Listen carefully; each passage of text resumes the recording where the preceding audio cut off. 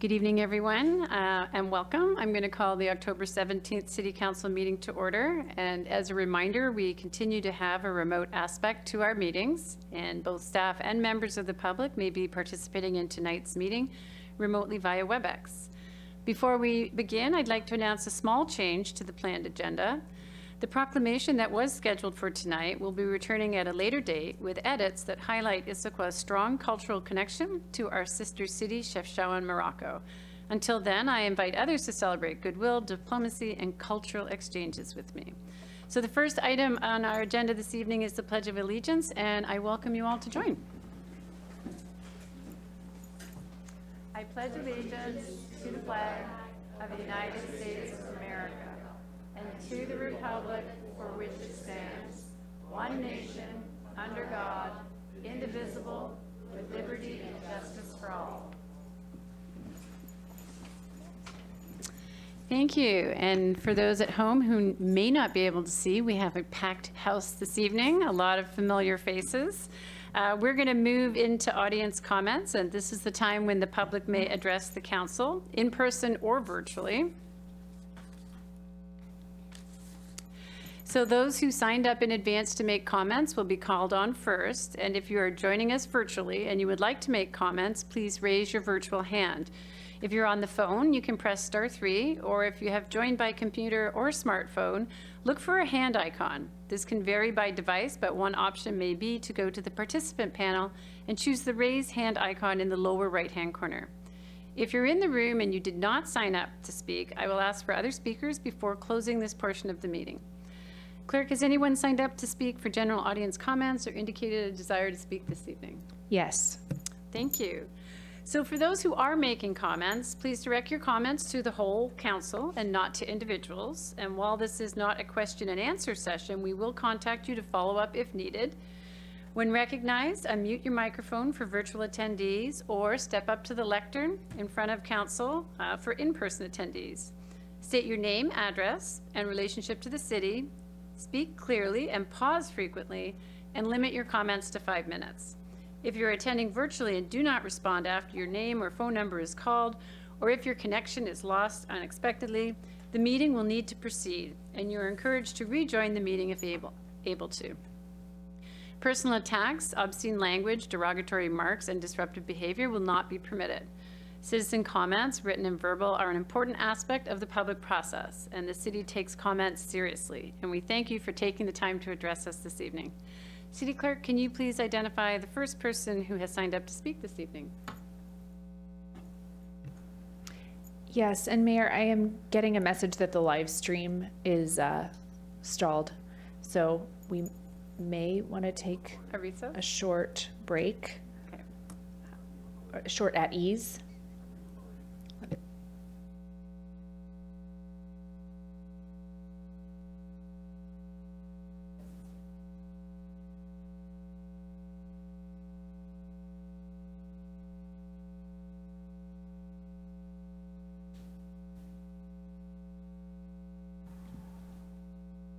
"22nd century problems."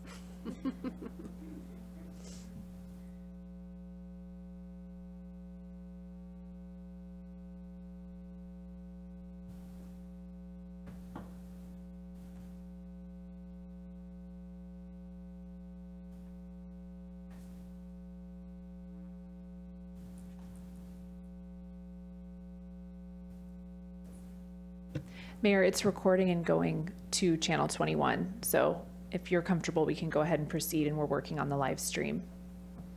I think that's good. Thank you, City Clerk. Okay, the first speaker is Michael Ernst.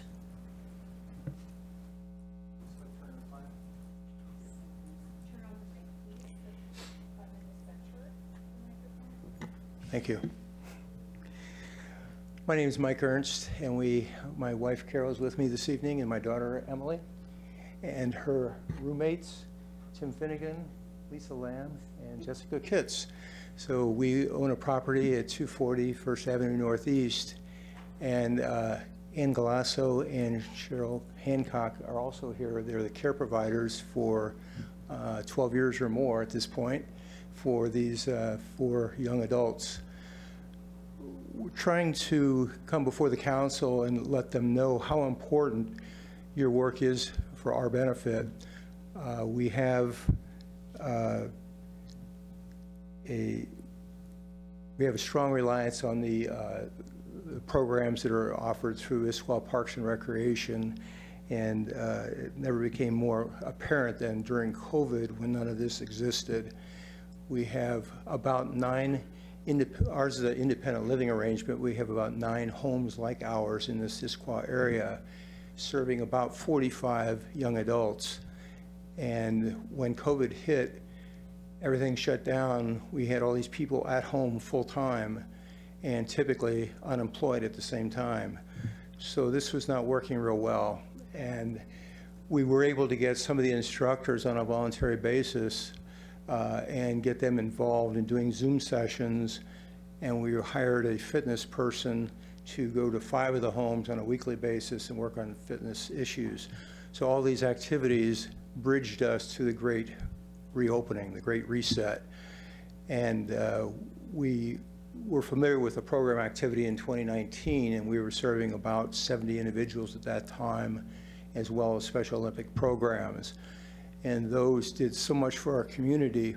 In fact, I don't think our homes could succeed without these services.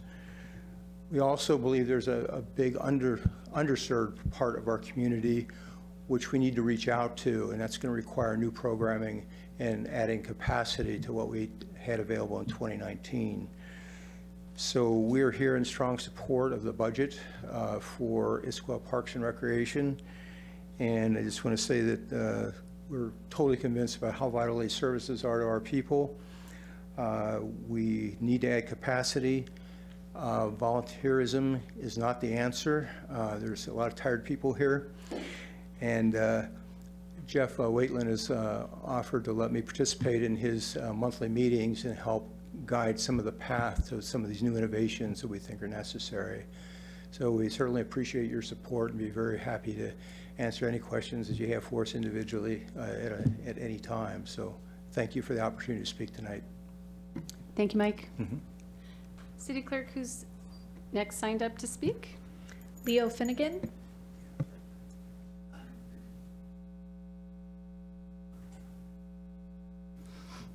Good evening.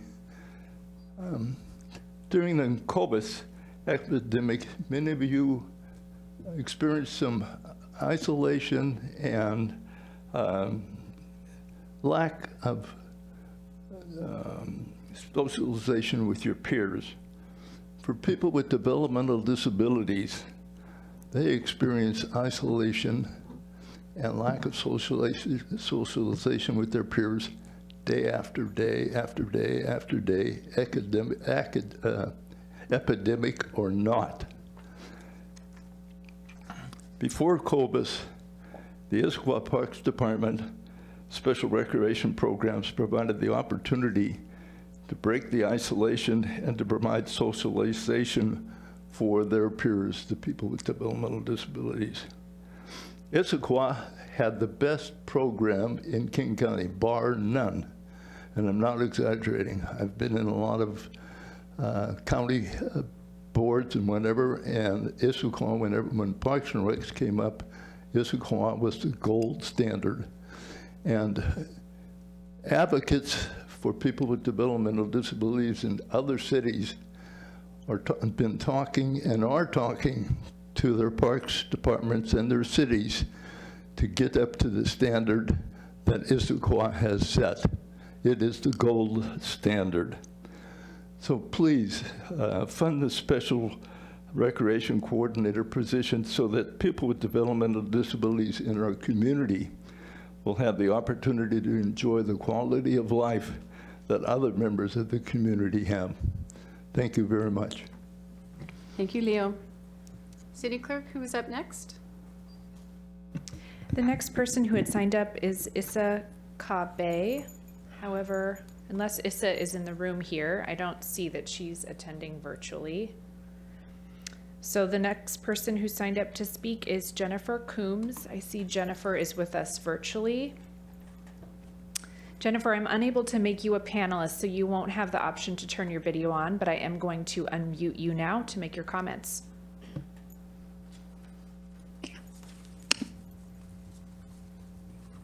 Can you hear me okay? We can, thanks.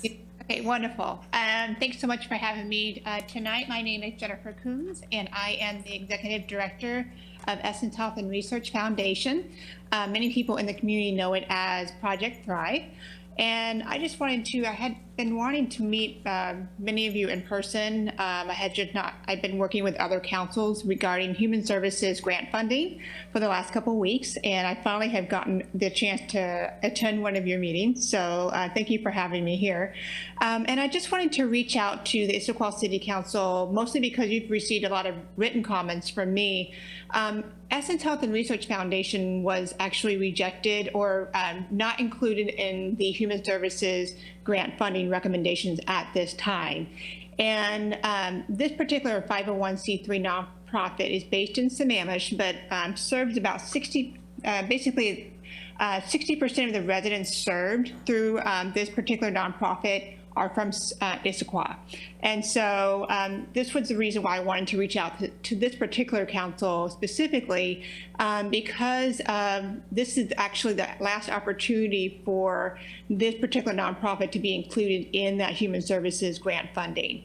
And what I had sent a presentation to you guys so you guys could look over. I had looked at everything that the commissions had done between Sammamish, Issaquah, and Kirkland as far as the recommendations about why it was rejected from the initial recommendation. And what I wanted to bring up tonight was the idea that I think your strategy, or the city strategy, is dealing with both basic food needs and then trying to transform poverty and systemic oppression. And one of the things that this particular nonprofit does in providing clinical nutrition and yoga services and crisis services is that it meets the need of the basic food model and the nutrition healthcare model, in the sense that it helps people learn the tools to take care of their health better. Even if they're on medications, it can help people get off medications for any type of medical condition, and it can also help them go to the store and pick better foods that are going to essentially transform these poverty conditions and help people who are essentially in that need, that are in vulnerable populations. And I have been in that place in my life. I have been in poverty. I've been homeless. I've been a victim of systemic oppression. So I really particularly know what these people need. And what I would encourage, because this current funding is really basically it's really helping nonprofits that are fitting that basic food model. So a lot of the food banks. And so one of the things I wanted to try to get you guys to do is to try to split the funding that is being offered to Issaquah Food Bank and maybe take about $5,000 out of that and put it into this particular nonprofit, so that both of those models can be served. The healthcare model and that basic food need model can be served, because I can serve both of those models, and the healthcare model is being missed in the funding recommendation. So I would love to talk with you guys more before you make your final decisions in the next few weeks. And if I can reach out with you and somebody would like to reply back, I would love that. I can't get everything now, but I just want to say thank you for hearing me tonight, and hopefully I can talk with you a little bit more to kind of flesh this out a little bit more. So thanks so much for listening, and I'll hopefully talk to you soon. Take care. Thank you, Jennifer. City Clerk, is there anyone else that signed up to speak this evening? Yes, Kaylee Jake.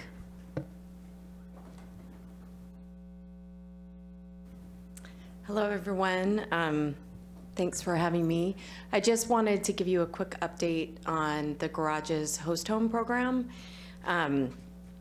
We met with all of you individually over the last 6 to 9 months or so, and I'm very pleased to let you know that the Garage Board has taken on this host home program, which we're calling Blackthorn, as a program of the Garage. So it will run under the Garage's infrastructure and fundraising and leadership. And just to remind you quickly, there's 2 components to this. There's the drop-in center, which would be a separate facility than the Garage, and then the housing component is the host home model. So I wanted to let you know that we're in the fundraising phase, which is where I tend to live for most of my days. And we've found, I think I mentioned when we were chatting that Kim Reinhart, who runs Mason County Host Home Program, she's contracting with us, so we'll learn everything we need to know about this program and being successful in our community with it. So she's been running her program for more than 20 years. So I'm really confident in that. And then I also wanted to share that we hosted a host home open house at the garage a couple weeks ago.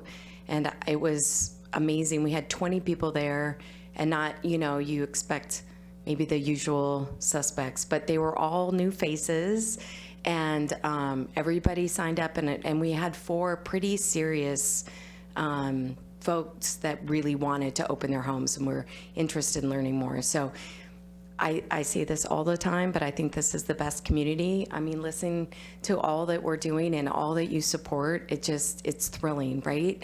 And this is just one more thing we get to do together. So I wanted to give you that update, and I look forward to keeping you posted.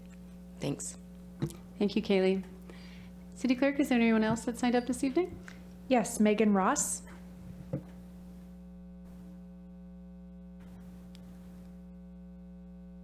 Good evening. I'm Megan. I have Williams syndrome. It's a bunch of genes that surrounds me and penetrates me in life. No one really knows how to research it. Doctors and researchers have come all over the world who support my Williams syndrome. My dad, my mom support me in any way they can.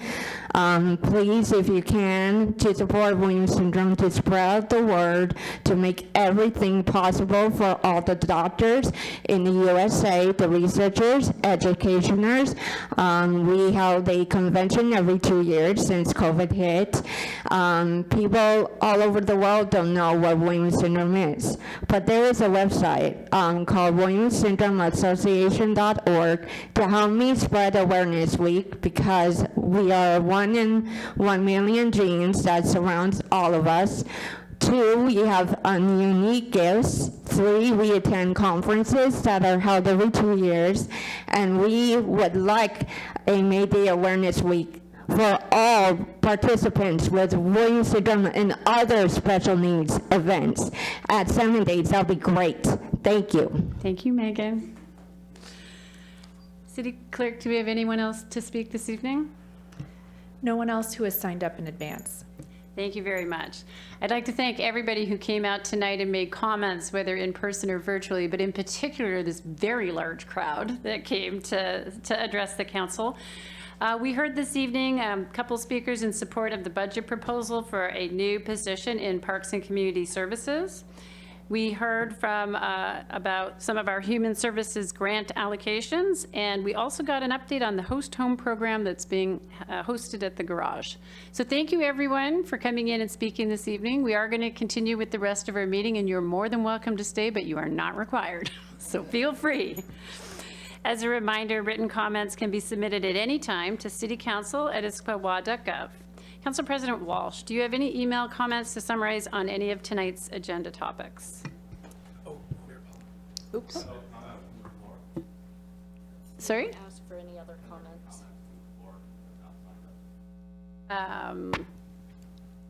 If the council wishes for you to, it doesn't matter that you didn't sign up, come on up and do it. Thanks. Just your name and address would be great. No.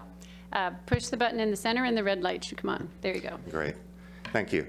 My name's David Boss. I'm related to Megan. I'm her father. I'm her legal guardian. I live in Bellevue, but I own property in Issaquah, and I do work with Issaquah as well. I'm a Special Olympics coach. And I enjoy working with Issaquah. I think they've got a great program going. I think, like Leo said, they had a really great program going, and I'm a little sorry to see the state that it's in right now. And it's surprising because I just recently did the 3-year guardianship report, and I don't know if you realize, but Washington did change the way, the questions in there and the way you report. And they talk a lot more about what's important to the individual and how you're going to help the individual really attain their full personhood. And one way to do that is to get involved with the community. And the Parks and Rec has been really important for my daughter and for a lot of her friends. And I'd really like to see Issaquah step up and get it at least back to what it was 3-4 years ago. It's incredible how a little change can affect so many people. When you don't have a 2-hour window or a 3-hour window of community club, then suddenly a caregiver doesn't have free time and they wear out. If you can't go out into the community, like supper club, then Issaquah doesn't know the great folks that are part of the community. I know times are tight, budgets are tight, but you can't rely on volunteers. You can't rely on private donations, private payments. And part of the guardianship, the waiver, you're trying to get people involved with community activities. So I'd like to see the community activities there and the funding for them to be able to help out. Thank you for your time. Sorry, I missed you, David. Thanks for adding some comments. Now over to City Council President. Thank you, Madam Mayor. We did receive a few emails just before our meeting started, and I haven't had an opportunity to summarize them as far as the budget goes, but the other comments that we had received before that, we had already summarized. So I'm going to wait, and if I get a chance to do it with each of the line items, I will do it at that point. Thank you. Thank you, Council President. Next item on the agenda will be committee and regional reports, and we'll start with Councilmember Joe. Thank you, Madam Mayor. The Cascade Water Alliance Finance Committee will be meeting October 18th, and the CWA Board is meeting October 26th. October 25th will be a pretty busy day. The LTAC Committee meets the afternoon of the 25th, and then the Mobility and Infrastructure Committee will be meeting the evening of the 25th. That concludes my report. Thank you. Thank you, Councilmember Joe. Councilmember DiMichele. Thank you, Mayor Pauly.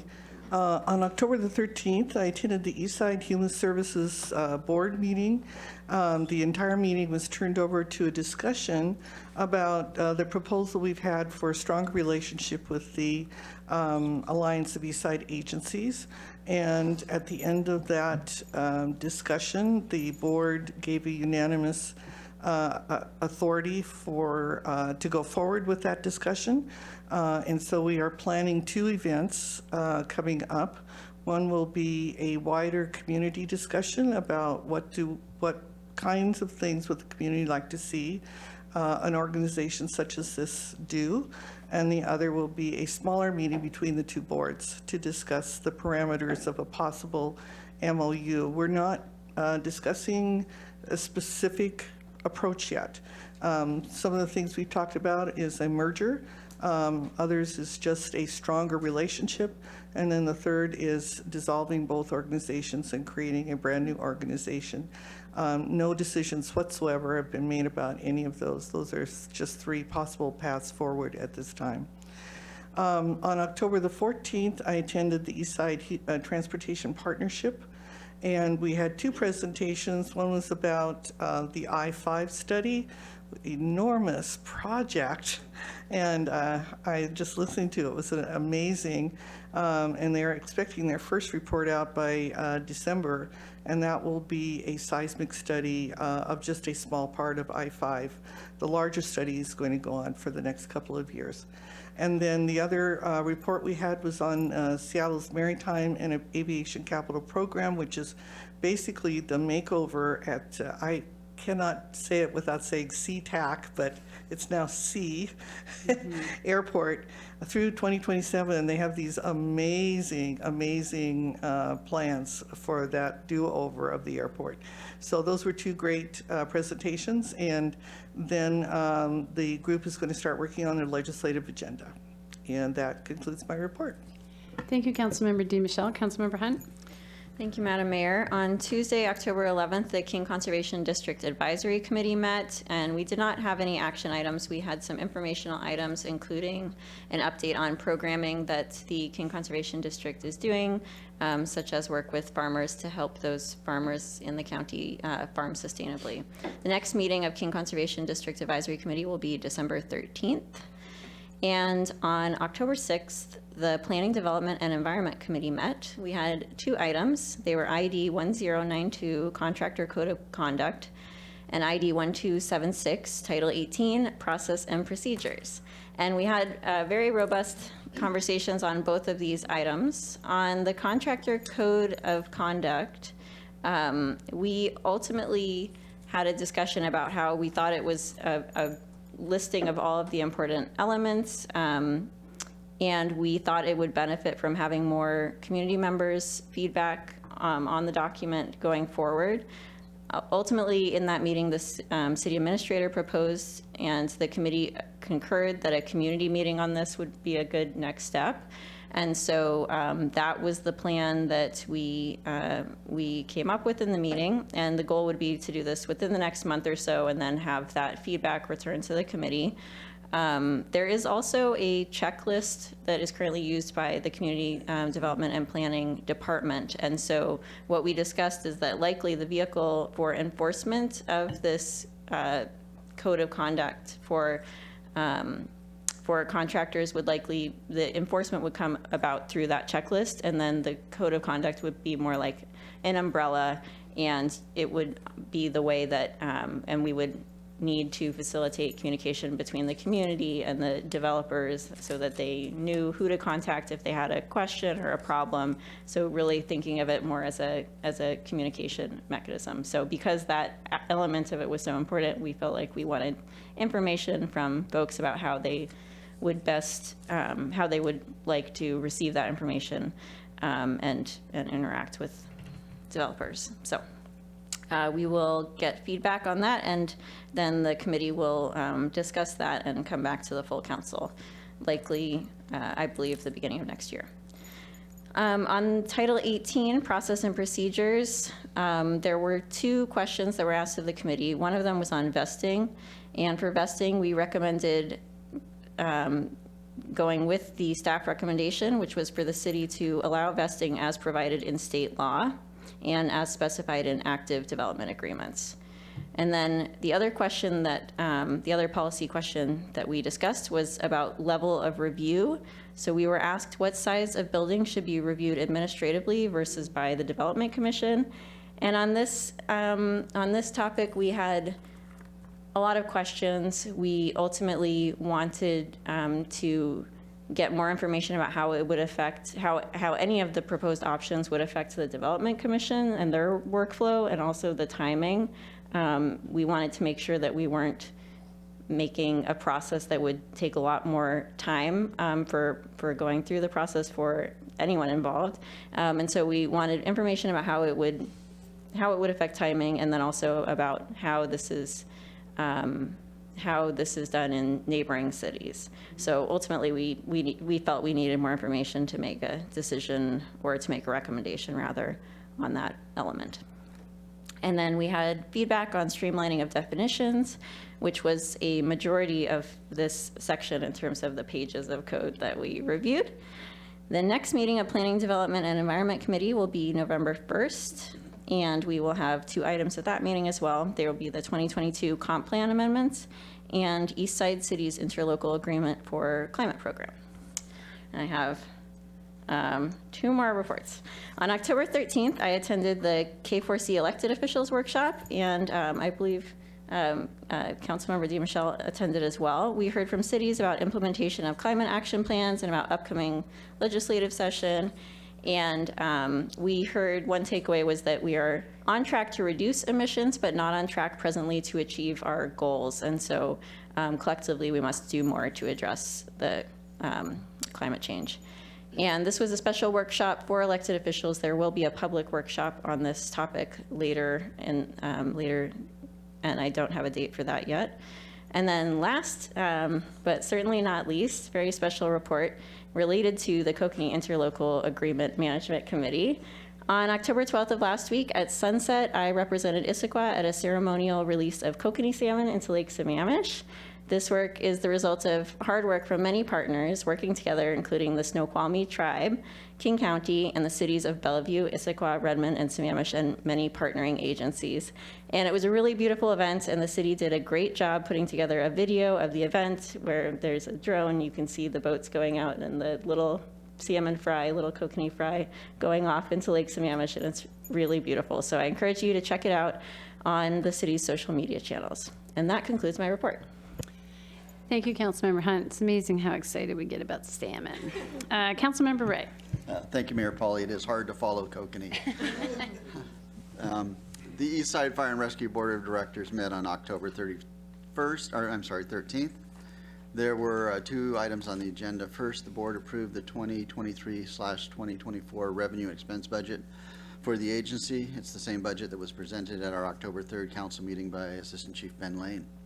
The board also reviewed the East Side Fire and Rescue Strategic Plan, which was presented at that same meeting, with an emphasis on the strategic goal related to the board of directors. The board provided additional input that will be incorporated into the plan, and it will be brought back at a subsequent meeting for board adoption. The next East Side Fire and Rescue Board meeting will be on November 9th, and that concludes my report. Thank you, Councilmember Ray. Councilmember Martz. Thank you, Madam Mayor. Council Services Safety and Parks Committee meets tomorrow, 6:30 p.m. here in council chambers. We have one item on the agenda, ID 1269, related to ARCH recommendations, late fees, and move-in fees. The Puget Sound Regional Council Growth Management Policy Board met on Thursday, October 6th, and as earlier reported, no action occurred. Sound Cities Association Public Issues Committee had an online meeting Wednesday, October 12th, and while no action was taken, there was an initial discussion on a behavioral health crisis care centers levy proposal that King County Executive has proposed. It would involve 5 new regional crisis care centers in each of the 5 regions of the county, preservation and restoration of residential treatment beds, as well as growing the behavioral health workforce. Initial calculations are a $1.25 billion 9-year levy, and the timeline is a decision on this by February of 2023 as to whether to put it on the April 2023 ballot. I would say there is not enough details yet to have it as a good of the order conversation, but I said if history is any judge, then Issaquah will want to know what the governance mechanism looks like and to make sure that elected officials are somewhere in the approval chain for $1.25 billion worth of regional services. This concludes my report. Thank you, Councilmember Martz. Deputy Council President Hall. No report this evening. Thank you. Council President. Thank you. I have 2 reports. On Friday, October 7th, City Administrator Bob Quitz and I attended a meeting with the new Issaquah School District Superintendent and 2 of the school board leaders as we continue having our quarterly meetings. And we really had a great meeting, agreed that collaboration is really important outside of emergency times. And so we tried to set up a kind of subject matter for the remainder of our meetings throughout the year, agreeing that we would focus on topics including the future development in the city and how it relates to school siting, bringing the superintendent up to speed on where we think development is going to happen.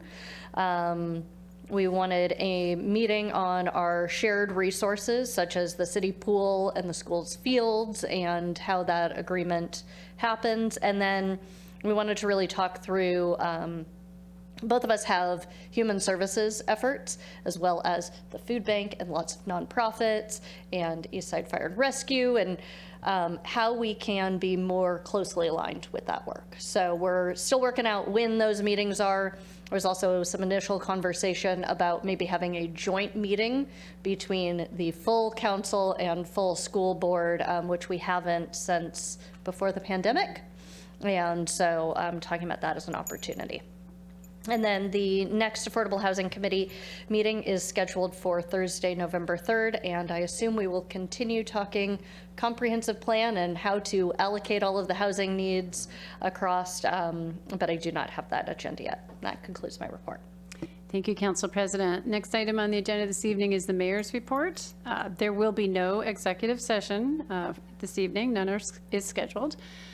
Wildfire smoke is intermittently blowing into our region, so protect your health when the air is smoky. Check the air quality forecast to stay up to date on air quality conditions. You can go to the Puget Sound Clean Air Agency's map or Air Now for the current smoke level and report for your area. When the air looks or smells smoky, limit your outdoor activities, especially physical activities. Stay indoors when possible. If your health conditions get worse around smoke, contact your healthcare provider. Check on elderly or at-risk neighbors and call 911 if you or someone else has serious symptoms like trouble breathing. A couple comments on our broadband assessment. As part of last year's community survey, we learned that close to 70% of residents identified high-speed internet as the most critical amenity to being able to work from home, a new consideration for more of today's workforce. Despite how important connectivity has become in our lives, some residents experience poor internet service which may not meet the current broadband speed standards.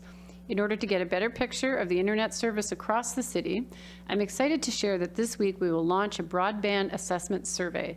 The survey will give residents an opportunity to test internet speed and give feedback on their service. The council will use the survey to gather information and understand service quality for the entire community, so stay tuned for the launch of the survey this week. The Lodging Tax Advisory Committee is currently accepting applications for membership from representatives of both businesses that collect lodging tax and organizations eligible to receive lodging tax funds. LTAC advises on the use of city's lodging tax revenue, meeting once per quarter for an hour and a half to hear presentations, review funding applications, and provide other input on the city's lodging tax fund. Please visit issaquah.gov/apply-LTAC to apply before November 3rd at noon. And a few upcoming community events. Everyday ways to take eco-action. On October 19th, the city is hosting a learning event to discover new ways to reduce waste, use less toxic materials, and properly sort items for disposal. The event is at the Issaquah Depot Museum from 7 to 8 p.m. and registration is required. There will be giveaways that are included with participation. Issaquah School District Community Forum. On Thursday, October 20th, Issaquah School District is hosting a community forum from 5 to 6:30 p.m. Hear from the new superintendent, Heather Tao-Yik, and bring your questions. The event is in person at the Issaquah School District Administration Building. King County's Regional Homelessness Authority Town Hall. KCRHA is hosting a virtual public town hall for the Snoqualmie Valley subregion, which includes Issaquah. This will be an opportunity for the public to learn more about KCRHA and their work, and to ask questions.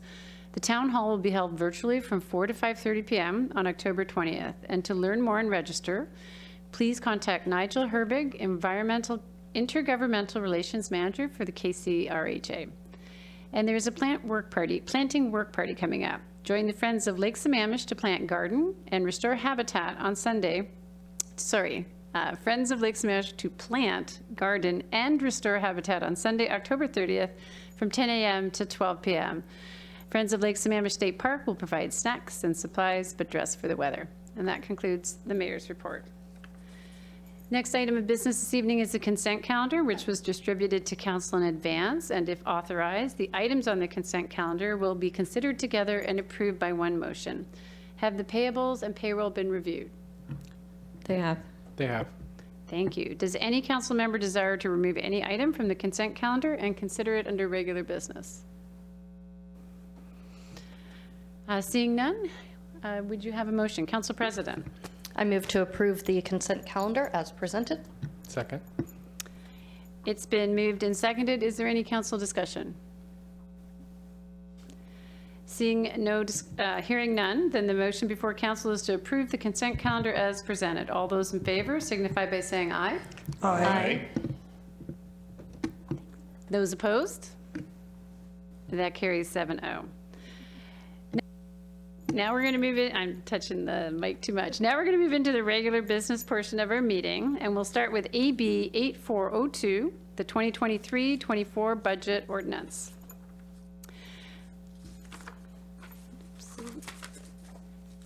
I'd like to invite Chief Financial Officer Robert Hammoud and Budget Manager Susie Munsell to present this item. And who's going to start? Mayor, I'll go ahead and start. Good evening, council, staff, and members of the public. This is Robert Hammoud, the Chief Financial Officer with the city here at Issaquah. My apologies. I had a family matter come up, so I'm not able to attend tonight in person. But Susie Moncel is going to take the reins from me here. And pretty much tonight, we're going to go through the questions that were asked of us last time and slide presentations as well. So I'm going to go ahead and hand it to Susie. Great, thank you.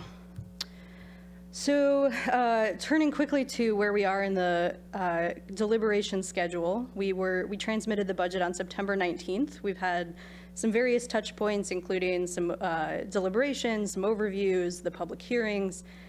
Here we are on the 17th, which is continued budget deliberations, but we're nearing the finish line with one more meeting anticipated for November 7th.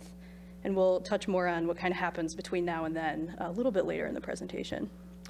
So the agenda for tonight, as Robert mentioned, we'll be touching mainly on the topics that were follow-up from last week's meeting at the October 10th Committee of the Whole, including the Sustainability Fund and the Solid Waste Admin Fee, the Green Necklace and Parks Planning, Northwest Sammamish Road non-motorized improvements. We'll also be providing an updated revenue forecast, which we typically do in October as part of budget deliberations. And then we'll briefly be touching on the other proposed adjustments to the proposed budget, the other items that have come up between now and when it was originally proposed. So starting with the October 10th follow-up. So with the Sustainability and Solid Waste Admin Fee, in hearing the feedback from the council last week, the proposed budget will keep the solid waste admin fee at 6% for 2023, and we will evaluate the 2024 admin fee as part of the mid-biennium budget update next year. In addition, we have the recommendation to not use the admin fee revenue for facility retrofits and improvements, but instead consider them as part of next year's capital improvement plan. The next item that was discussed last week was the... Susie, we have a question, if it's okay. Yes, please. So in the conversation with the retrofits, I believe we also had electrification of fleet. Would that also go for the electrification of fleet? That's correct. So that would also be recommended to be discussed with the capital improvements? That's correct. Thank you. Thank you. Sure. So the next item, a follow-up from last week's meeting, was the Green Necklace and Parks Planning. So in speaking with our Parks Department, and we have our Parks and Community Services Director, Jeff Watling, on the line with us tonight, the feedback that we heard was a strong interest in increasing the city's capacity to accelerate the progress on the Green Necklace vision. So the proposal from the Parks and Community Services Department is to add a Park Planning and Development Manager position. So this new position would manage a group, the park planning group, that would include this position as well as the current park planning what is the title? The Park Planning and Project Administrator, thank you, plus the limited term Park Planning and Project Administrator. And this new division would oversee, in large part, all of the park planning and development activities. So including the property acquisitions and other real estate transactions, seeking grant funding, long-range planning, which would in part be such as the Park Strategic Plan, public engagement, project management, but also collaboration with other city departments, public agencies, and community partners. So like I said, we do have Director Watling on the line with us tonight if there are any questions on this particular item. Otherwise, can hop into the next one. All right. I thumbs you up too fast. Okay. Deputy Council President. Super quickly, out of curiosity, is the division level the same that the new natural resources aspect of Parks and Community Services is at? And also, Director Watling, I'm just curious if maybe sometime when you're not too busy, if you can provide council with like a family tree of kind of the hierarchy of Parks and Community Services now, because it's shifted a lot, unless it's in the budget, over the last few years, and I just find it fascinating. How about an organization chart? Absolutely, Councilmember Hall. To your question, this would be a manager level position, so comparable to the Human Services Manager, the recreation manager, and our park operations manager. Your question about the urban forest supervisor position, that position will be in the park operations group. So the park maintenance group overseen by the park operations manager. So that urban forest supervisor would report to the park ops manager. So two different positions, two slightly different organizational levels. And happy to provide an organization chart in the near future.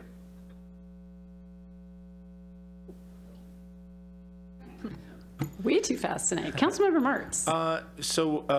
We've had a recent conversation about how to potentially spend a big chunk of coin, and what's the timeline on continuing that conversation? Is that the $400,000 not allocated, not the $400,000 allocated for parks projects that is being put to the side for now? Is that the chunk of change? No, I thought we were talking about, I'm sorry?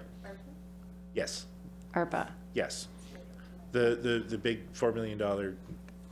It's on this agenda this evening. Oh, there we go. All There right, we go. perfect. Thank you. Now I'm really going to watch you guys to see. Okay. They're good. Great. So at this point, I'm going to turn it over to our Public Works Director, Emily Moon, to address Northwest Sammamish Road non-motorized improvements. Good evening, City Council. You asked some questions during our last meeting about this project in particular, the budget that has been allocated to the project and where we are. Next slide, please. Thank you. So we have $1.2 million budgeted right now. This is a total authorized budget for this project, and we're expecting to spend about $500,000 by year end. The proposal in the 2023 budget is for another $700,000. We did award a contract last May, which will extend through next year, and that's for the design period, and that contract is $1.6 million, and that's why there's additional funding proposed in the 2023 budget. Next slide. So I wanted to break down what we have spent those funds on, just in a real macro sense. We have completed the wetland delineation. 90% of the topo survey and base mapping has been accomplished. The remaining work on the survey had to wait until WashDOT really got out of the right-of-way and allowed us to perform the rest of that survey work, given their change of project limits on their project. And then we also have been fortunate to select that design consultant and have them under contract. The biggest factor for this project in completing the work over the last year or so has been our coordination with WashDOT. That has been significant, and they have driven a lot of aspects of our schedule. Next slide. So in this project, not uncommon to a lot of our projects, interagency coordination is really important. This particular project has a lot of agencies that we are coordinating with, including Department of Fish and Wildlife, the Army Corps of Engineers, and the Muckleshoot Tribe. And WashDOT in particular is the biggest entity, most impactful entity that we are working with. And we've had to sequence our current work with their project. For example, we were unable to finish our design work or even begin the design work until WashDOT gave us some clarity about their project limits and how their project in the right-of-way would affect right-of-way on Northwest Sammamish Road. And furthermore, after they got underway with their construction of the sound walls in particular, we had to wait until they were out of that right-of-way, not compromising right-of-way on Northwest Sammamish Road before we could do some of our activities. As we look forward to the next few years, we know that we will have to continue to coordinate action with WashDOT. They have a very significant I-90 culvert replacement project, including multiple culverts and combining some stream crossings under I-90 and under Northwest Sammamish Road. And the full extent of those impacts isn't known at this time, but we anticipate they will be significant. Next slide. So looking forward, this is where we are today. We had a lot of the same information in a previous slide. We're very much looking forward to talking about the survey responses from the community survey that recently closed. We have an upcoming open house on November 9th at Tibbetts Creek Manor. We're looking forward to sharing the survey results with residents at that time and also talking about the desired elements for this project. And then we'll be going to the Transportation Advisory Board in December, and then returning to the City Council first with the Mobility and Infrastructure Committee in January and the full council in February. Looking forward, the next phase of our work will include design right-of-way and permitting. And we wanted to give you some target dates for the next significant milestones. I'll just point out our ultimate goal is to have the ad-ready design completed by the end of the second quarter of 2024. That's consistent with the information that we've given to you previously.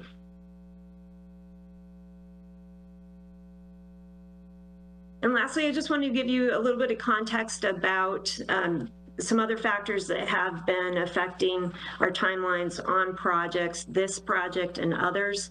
Recruitment and retention, as I've mentioned before, are significant challenges for us, but also for every municipality in our region.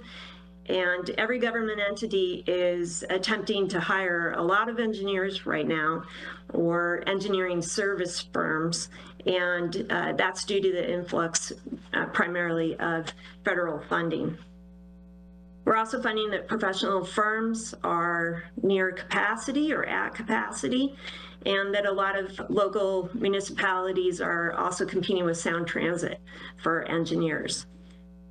Demand for civil engineers across the country is really steep, and the supply just has not caught up. Number of people with degrees, pursuing degrees, or the number of people that are attempting to become licensed is declining. Having said that, our team is working very, very hard to be creative and to approach our vacancies with vigor.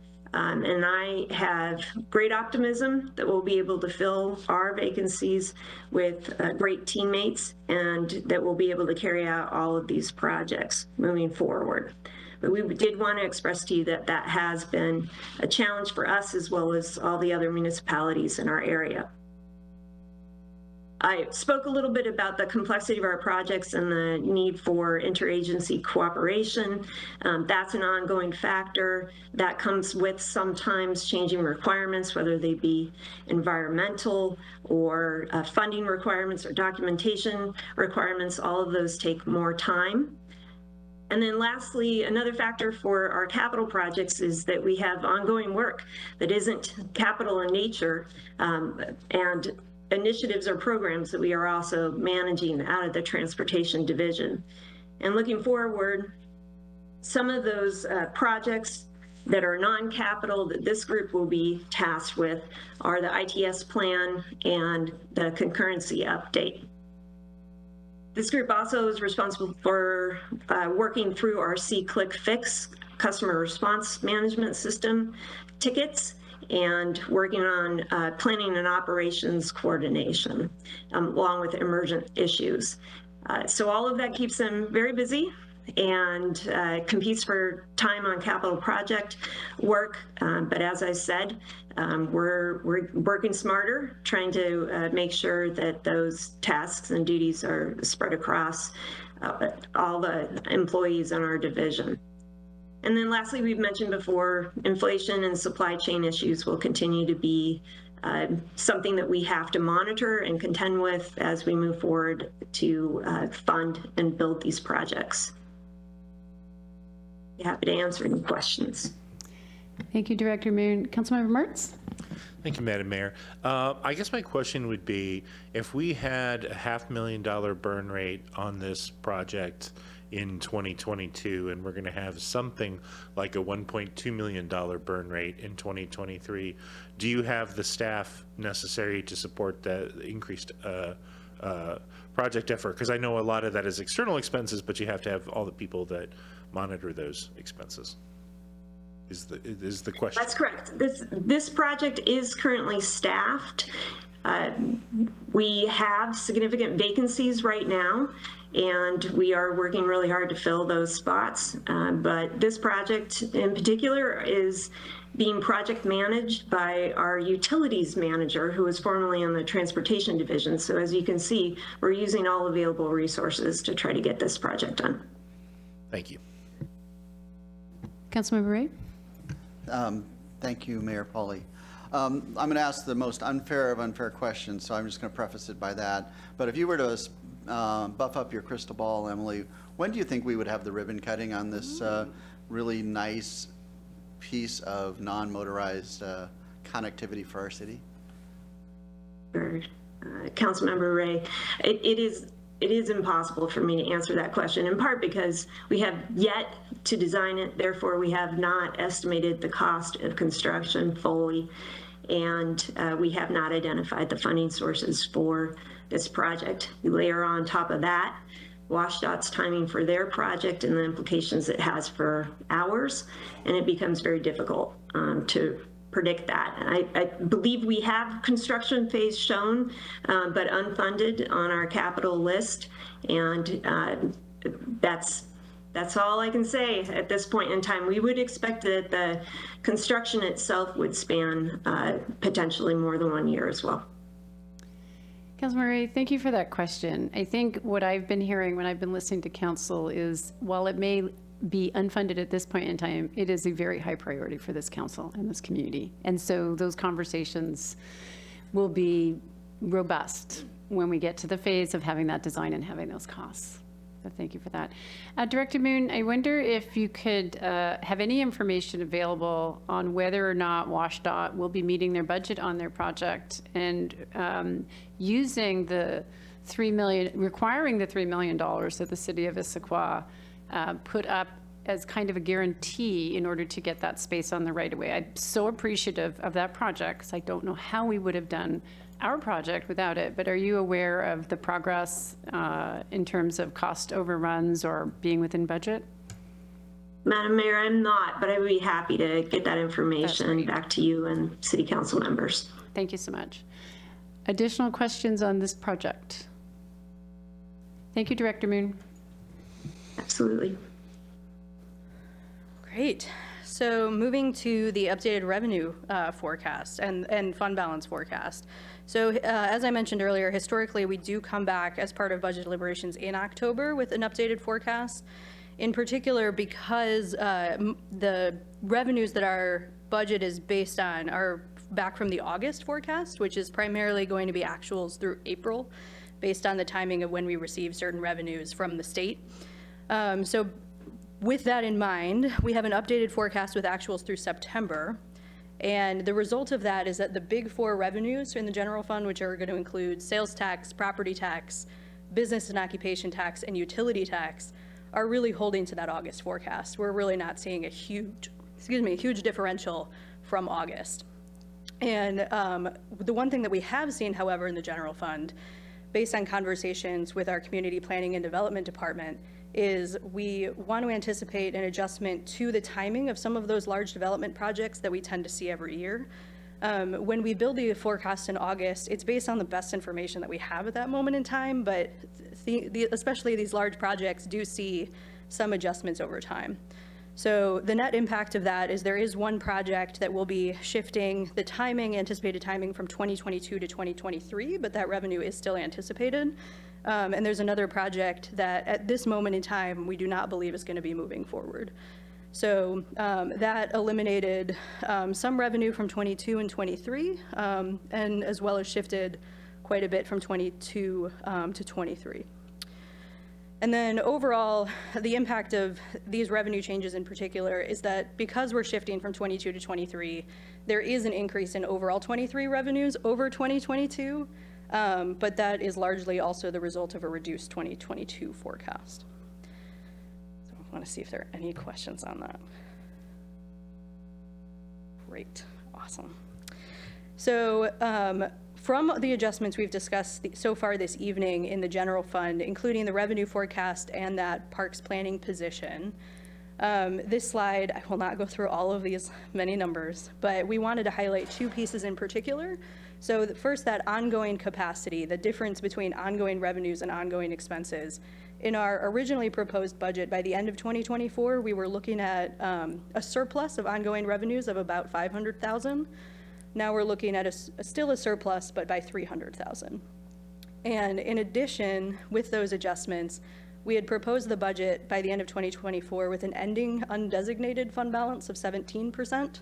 With these adjustments, it will bring us down to 15%, but still within that 15 to 20% target in the financial policy.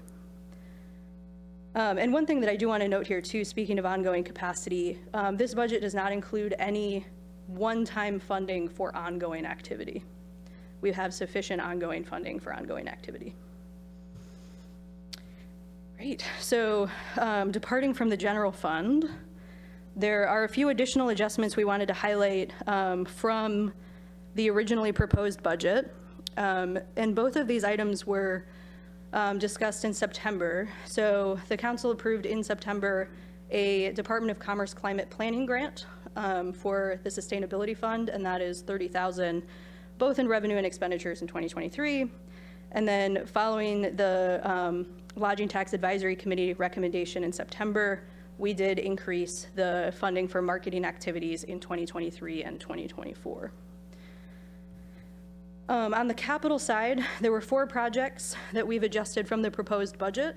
These first two, the East Lake Sammamish Parkway Southeast Pavement Preservation Project and the Southeast 43rd Way Pavement Preservation Project. We determined that the budgets that were proposed for 23 were duplicates should the city reauthorize 2022 funds. So we wanted to back those out of the 23 budget so that they weren't duplicated. In addition, the Northwest Sammamish, or excuse me, it's in my mind, the Northwest Gilman Bridge Rehabilitation Project. This one was, and I have it in my notes, excuse me. So we learned an updated timeline on the construction phase of this project. So the proposed budget anticipated construction on this project in 2023, or excuse me, in 2024. Based on conversations with the Public Works Department, we believe that design will continue into 2024 with construction beginning in 2025. And then the Highwood Reservoir retrofit project, this is in the water fund. This project had a data entry error in budget entry, so we needed to update that budget to better reflect the actual costs that are anticipated in the next 2 years. So with all that in mind, all of the adjustments discussed this evening, this table summarizes the revenue and expenditure impact of all of these changes in 23 and 24. And I won't run through it here tonight as it is included in tonight's packet, but just wanted to make sure we threw that summary up. So next steps, where we go from here. We have one final touch anticipated for November 7th. That will be the final public hearing on the budget, as well as the anticipated adoption of the budget and related ordinances that evening. And one thing I did want to note as well is that we are still working on responding to those capital questions that we received from the council. We are hoping to get those to you as soon as possible, certainly before the 7th. And then we will include those responses as well in the packet for the 7th, just to add that layer of transparency. And then I have tonight's motion up here as well, but before we pop to that, if there were any other questions or discussion or feedback. Deputy Council President. Thank you very much. Sorry, going back to the Highwood Reservoirs retrofit, the water one. So that was just a mistake in putting together the, but okay, so, but it is, we are accounting for funding that is coming from ratepayers. That's already, correct. okay. Yeah, and we confirmed that adding the appropriate funding in for that project still keeps us within the adopted rate study. Okay, perfect, thank you. Additional questions? Councilmember Hen? Thank you for the information. this is a capital projects question, so if that information is coming next time, that would be fine. But one of the projects here is TRO 68, which is the Squaw Mountain multimodal improvements. It has $200,000 in 2023, which will identify a preferred alternative for bicycle and pedestrian facilities on Squawk.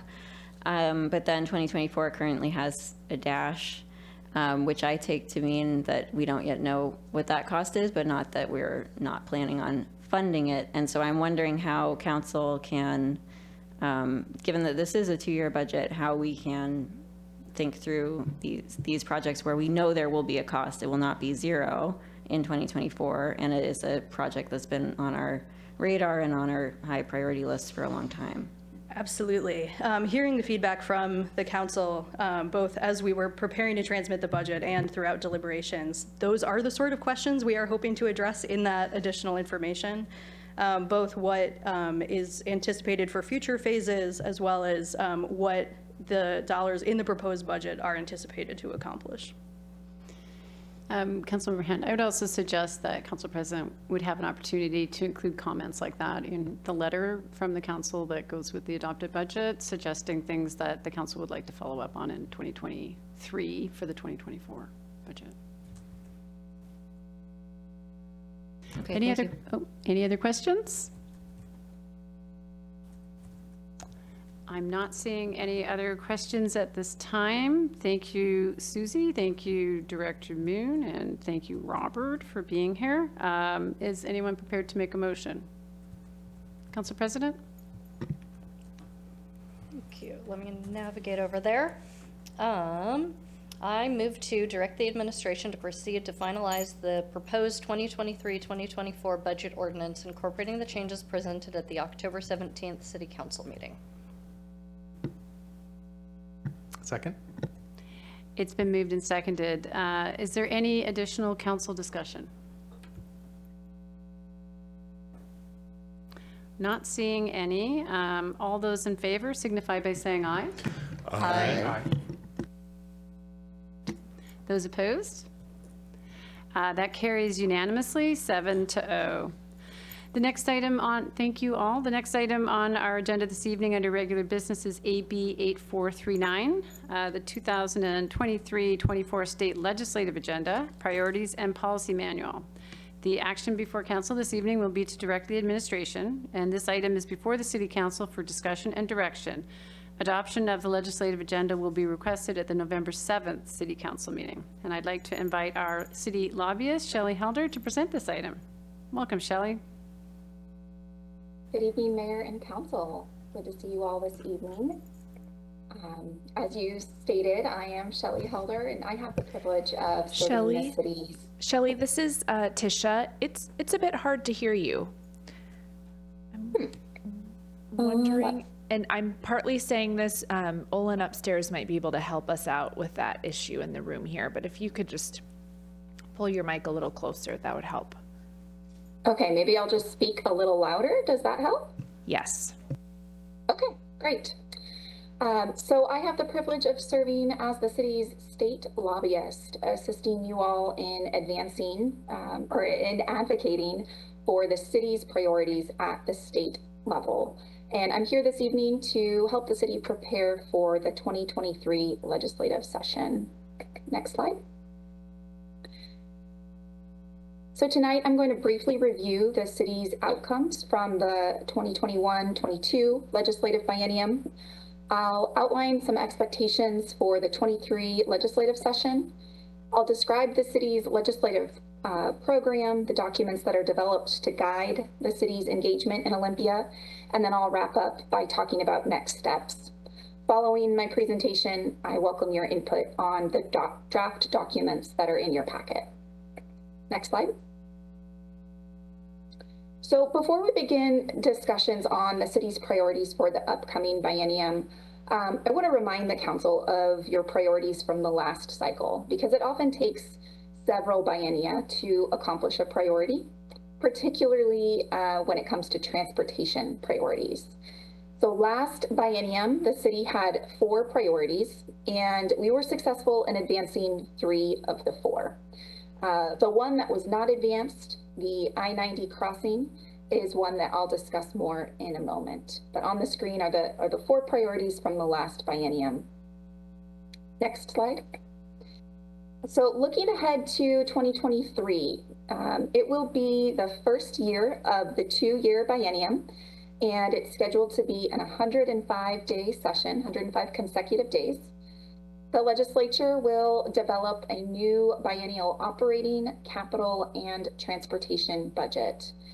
And as a reminder, the operating budget is what funds the operations for state agencies, including the K-12 education system. The state's most recent revenue forecast, which was released in September, projected revenues for the current biennium to just come in slightly higher than the prior forecast. And revenues for the next biennium, so for the biennium that the budget is going to be developed for, to be slightly lower than the prior forecasted amount. The next forecast will be released in November, and the governor's budget will be developed based on that forecast. Overall, we are expecting a robust operating budget, but anticipate the legislature will want to be cautious about any new spending. The capital budget is what funds brick and mortar construction of state facilities that are not transportation related. It is funded primarily through the sale of bonds, and its size is relative to the size of the operating budget. We are expecting a significant capital budget, and the legislature's focus on investment is likely to be on behavioral health and housing. The transportation budget funds the construction and operation of the state's transportation system. Historically, it's been primarily funded with gas tax revenues, but the recent passage of the Climate Commitment Act, or Cap and Invest program, has created a new revenue stream and investment in projects or programs that reduce carbon emissions.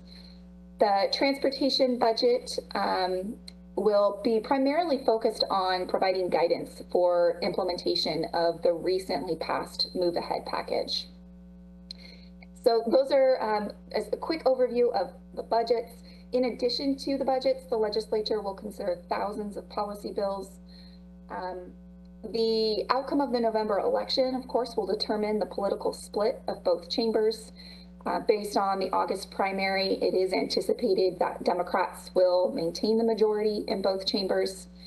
And no matter the outcome of the elections, due to many retirements, there will be over 20 new legislators.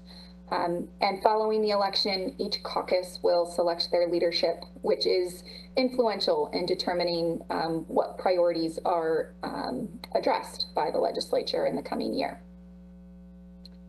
Next slide. So transitioning now to talk about the city's legislative program.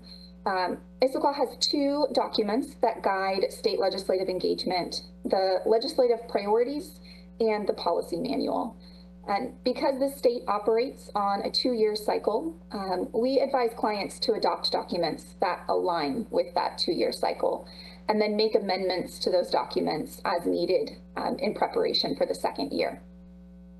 So the legislative priorities is a single-page document, and just like it states, it lists the city's top 2 to 3 priorities for the biennium. The purpose of having a legislative priorities document is to have a focused list of items, both for your state legislators and for city staff. The legislative process is really fast-paced. Thousands of policies are discussed, and legislators' time is stretched. Their time and their attention is stretched. If there are too many priorities, their attention and their focus is divided, and the likelihood of success decreases. So a really well-crafted list of priorities are often the difference between whether or not a client is successful in achieving its legislative goals. Viable priorities are those that take into account current political environments and are issues that will have the greatest and most direct benefit to the city. The second document is the policy manual, and this is a document that lists the city's position on various state policies. It's intended to be a guidance document that allows me, as your advocate in Olympia, to engage on issues that could positively or negatively impact the city. And as I mentioned, there are thousands of bills introduced, and many of them could impact city operations. There are issues where we would testify, participate in coalitions, join meetings with legislators as part of broader efforts. But these are not issues where we would be the go-to point person on advocacy. For the policy manual, I remind clients that the city's voice is most effective and potent when weighing in on issues that have a direct impact on city governance and operations. Next slide. So these are the draft 2023-24 legislative priorities for the city of Issaquah. The first priority is a capital budget request for a city park project. And last week, you received a presentation on options for investment of ARPA dollars in various park projects. And later this evening, you'll continue that discussion. Recognizing there are more park investments than what could be made with the available resources, we are proposing making a capital budget request to the state to be able to enhance one of the projects that the council selects. We recommend that the amount of the request be somewhere in the $400,000 to $700,000 range. That's an amount that can be competitive at the state level. And that exact amount will be dependent on which projects are selected by the council and what amount fills the gap to project completion. Capital budget projects or capital budget requests from the state they're not a guarantee. On occasion, a request amount is reduced, but the applicant is still expected to deliver a project with public benefits. So there are two main advantages to having this as a legislative priority.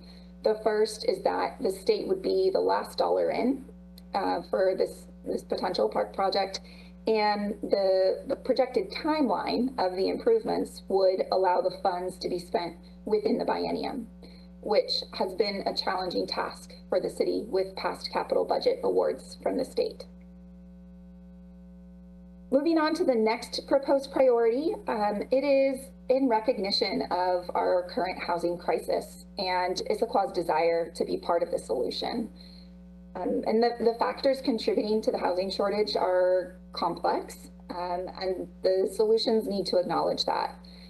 In light of that complexity, there are kind of two broad categories that we could focus and advocate for. The first is more funding for acquiring and constructing affordable housing that will never be able to be met by the market. The second category is policies and incentives that would increase private housing construction. And some concepts in this category would be streamlining regulatory requirements or increasing state funding for infrastructure that's needed to support housing development. The Association of Washington Cities has convened a housing solutions work group, and they are currently developing a proactive proposal for the 2023 session. That work group is comprised of city electeds, have a balance of perspectives, particularly on the topic of local control.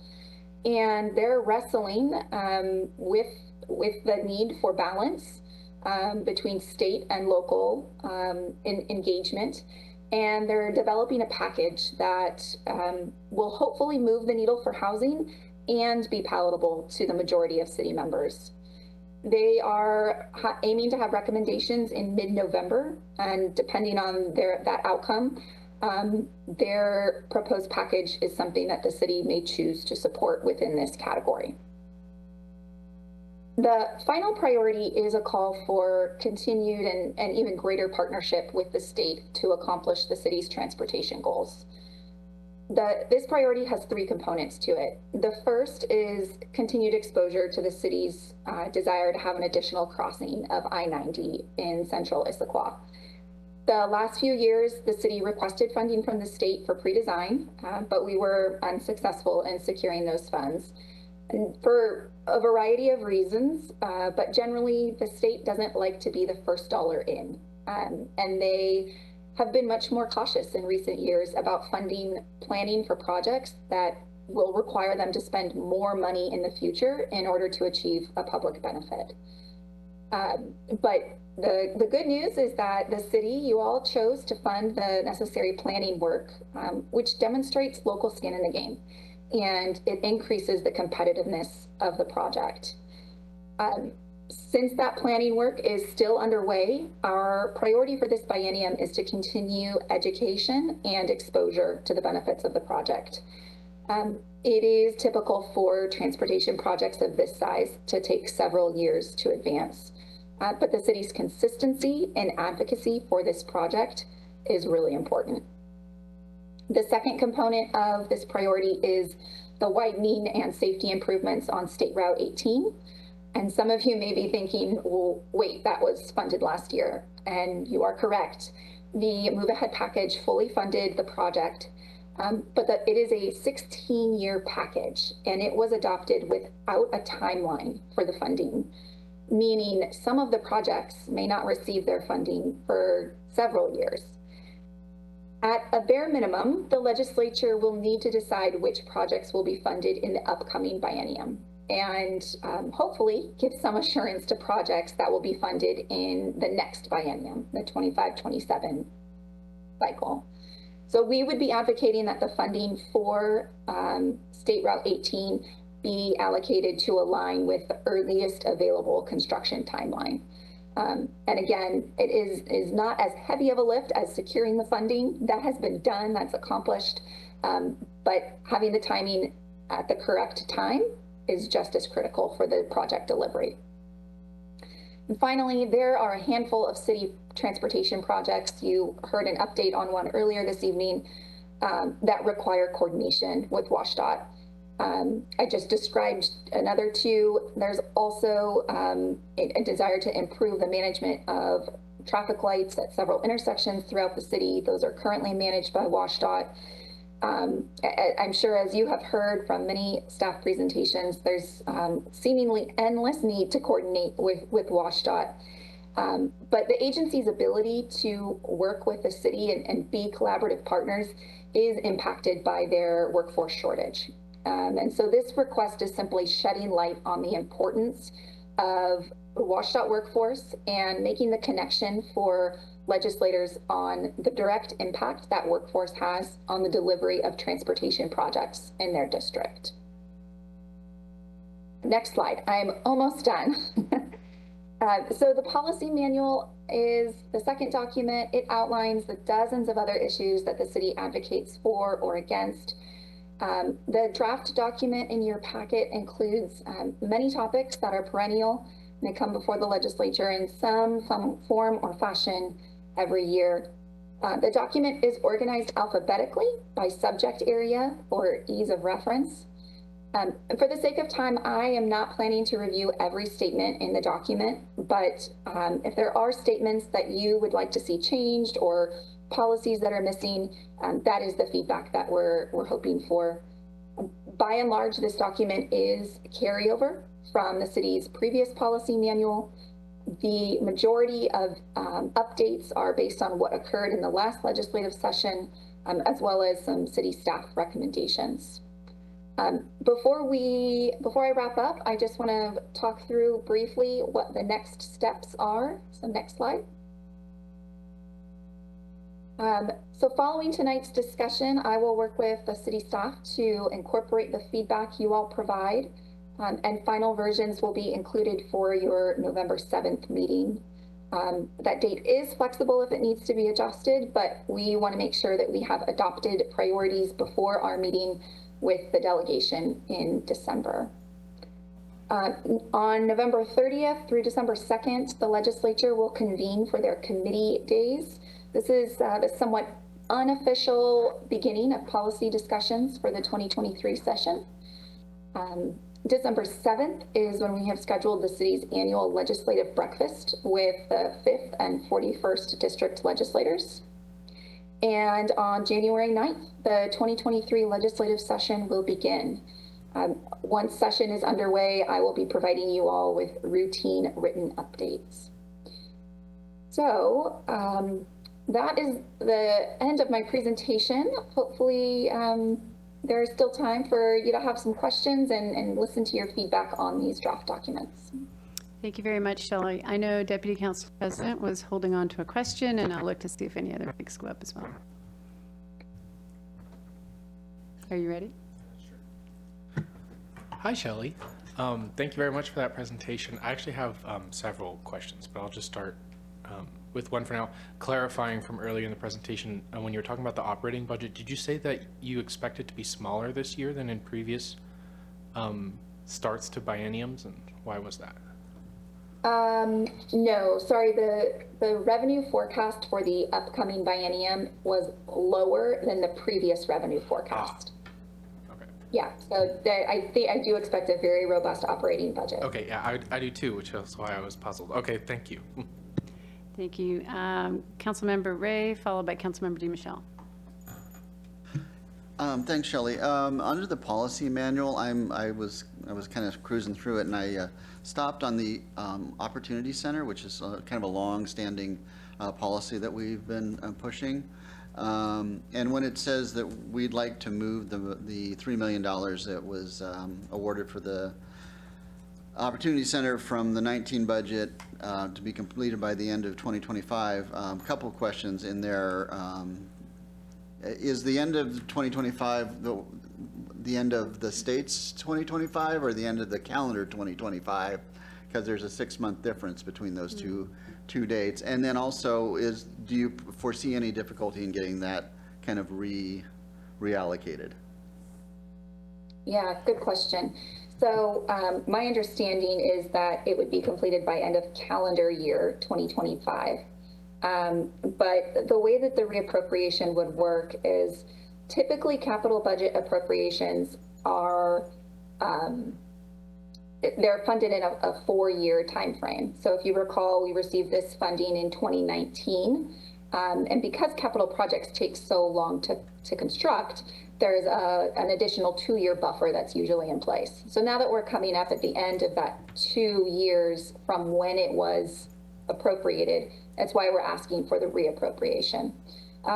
So even though the state's fiscal year ends in June of 2025, and we would theoretically be completing the project end of the calendar year 2025, there still should be that still should be ample time.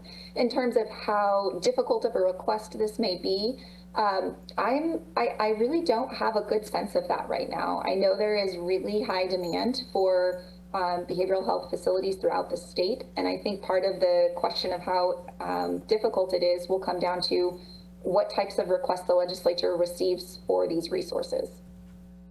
Thank you. Councilmember DiMichele.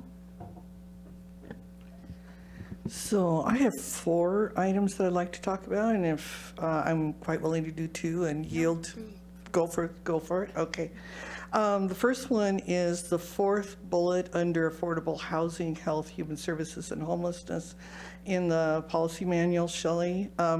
And it reads, Issaquah supports policies and investments that add services and shelter and assist communities in addressing issues of mental health, substance use disorder, and homelessness.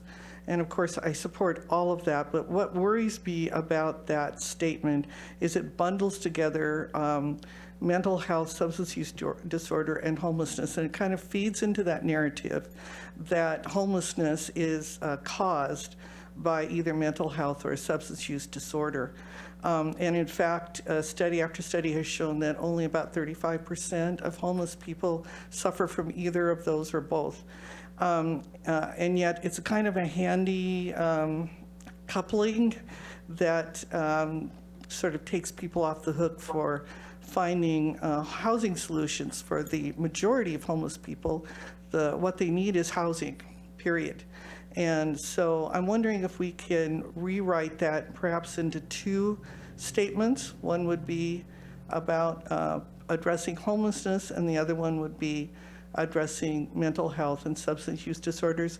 And we already do have statements about supporting behavioral health increases, so perhaps we can figure out a way to work that statement into some of our other statements. So that's the first one. Okay. Just a process question, Councilmember. So we're requesting a motion be made at the end to finalize. So Council President, how would you like to discuss the recommended changes? Do you want to have a council discussion as Councilmember DiMichele puts one forward and get a general head nod? Are we still on questions before we receive? So I think if we limit to questions at this point, and then once we have a motion, we can start some recommendations. Continue, Councilmember DiMichele. Okay, the second one is the 8th bullet under affordable housing. And I'm just switching back and forth here between there we go. Let's see. It reads, Issaquah supports the allocation of the state's unanticipated marijuana revenues to youth substance abuse prevention and treatment programs administered by the state to meet the behavioral health impacts of the COVID-19 pandemic. This is one that I suggested the last time around, and we did actually see some reallocation during the last legislative session. And I'm just thinking that at this point, it might be good for us to remove the restrictive language and just say Issaquah supports youth substance abuse prevention and treatments programs, and remove the allocation of the state's unanticipated marijuana revenues. That's pretty narrow, and we can just say that we support funding for substance abuse prevention and treatment programs, period. So let's see here.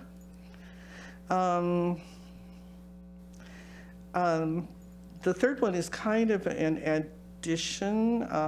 In the Safety Services and Parks meeting that we had on renter protections, and we suggested, or we recommended that we have the 120-day rent increase notice, which was passed by the council. Okay, sure. Councilmember DiMichele, so you're way ahead of us. Oh, okay. I think we're going to stick with the Q&A, and then after a motion is made, proceed with your suggested edits, and that will give us an opportunity to not only hear directly from other council members, but also hear from our lobbyist as to whether or not there may be an unintended consequence or a reason why we may want to leave the language the same. So do you have questions, or do you want to save the list of 4 until? All of mine are comments. Okay, that's great. And Councilmember, or Deputy Council President Hall, you have some additional questions, and then I'll look around to see if there are any more before we ask for a motion. Sure, thank you. I was kind of going through my list, and actually most of them are comments, but you referenced AWC under Deanna, I'm assuming, has put together this housing work group to come up with a proposal that I'm assuming will get AWC to yes instead of no all the time with regard to this specific policy. Do you know if Rep. Bateman or Senator Cooterer have been involved in that effort, like some of the kind of people I would think of as housing champions in the legislature, or people who actively are doing this work? I'm trying to measure whether or not this would be something that would be successful in the legislature, or if it would just be. Do you understand what I'm saying? Yes, Okay, thanks. definitely. I think it's a really great question, because you're right. The Association of Washington Cities could work in a silo and develop something that works for cities, but doesn't really work for anyone else, and in that regard is not politically feasible.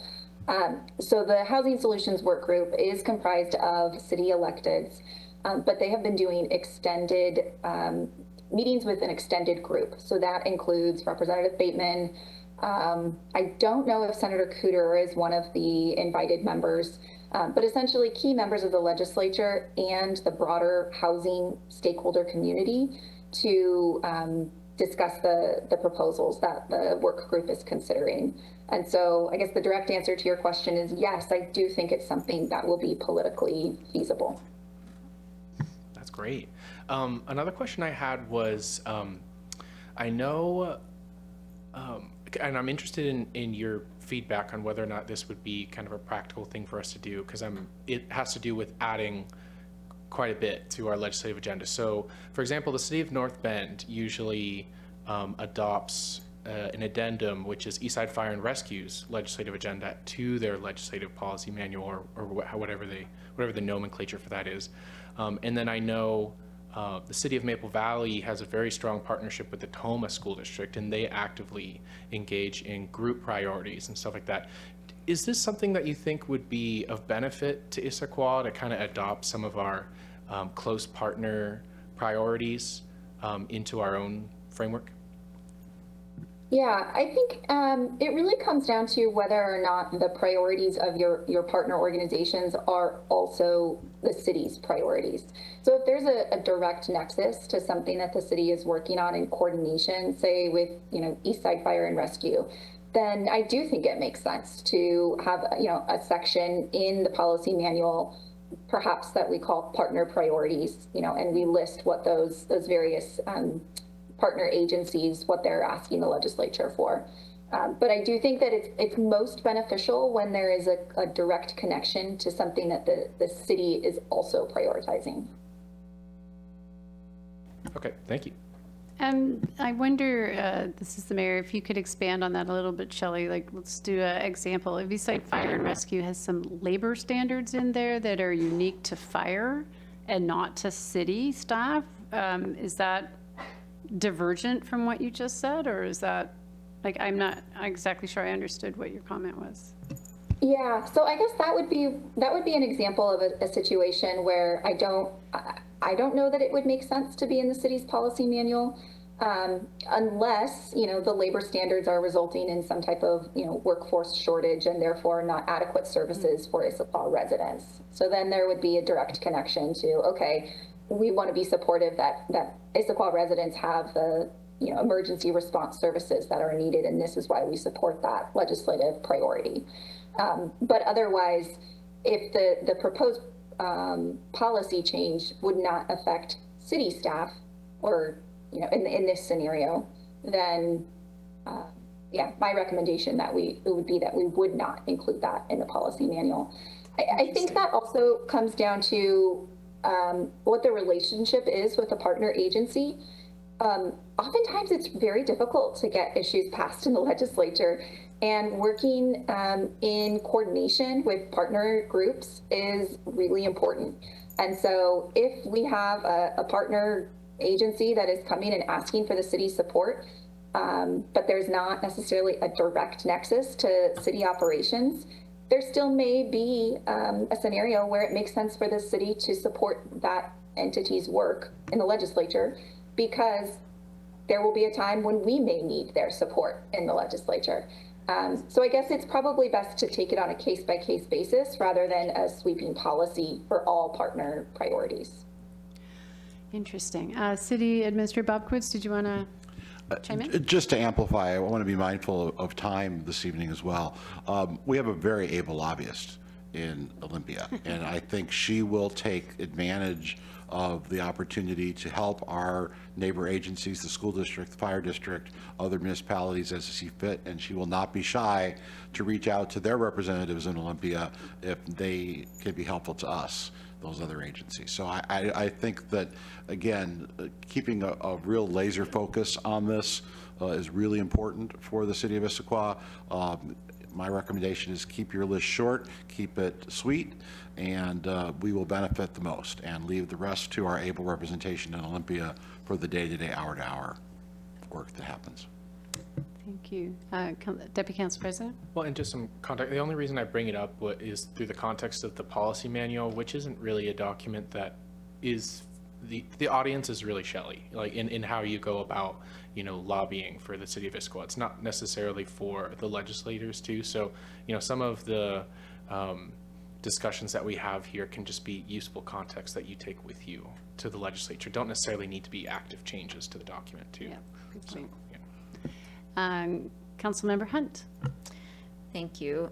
So one of the recommended capital priorities is this park enhancement project for $400,000 to $700,000, and we have yet to have that discussion this evening about those parks projects. We had an initial conversation last week and had 3 options that were that we had information from our Parks Board about, the different merits of different projects. And so I wondered if you could provide us with some feedback from your perspective on which of those or what components would make it most competitive. And I imagine being competitive is important, especially when many other cities also have ARPA-funded infrastructure projects and probably are also looking to make sure that they can finish them.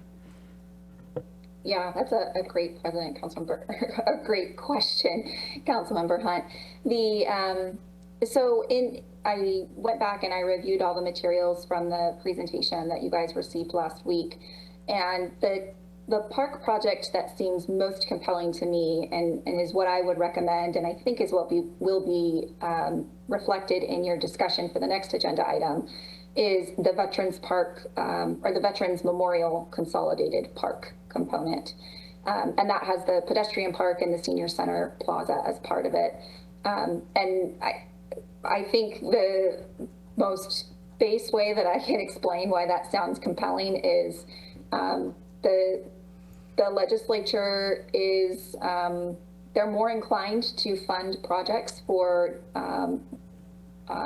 minority groups, particularly veterans and seniors. Those have been populations that they have wanted to invest in recent years. So not necessarily that the Veterans Memorial Park is exclusive for veterans, but that the Senior Center Plaza could be. So that would be my recommendation. Ultimately, what we want, what I advise for competitiveness when it comes to capital budget projects is there a need? We can't be really compelling and compete well with other communities if we don't have a true need.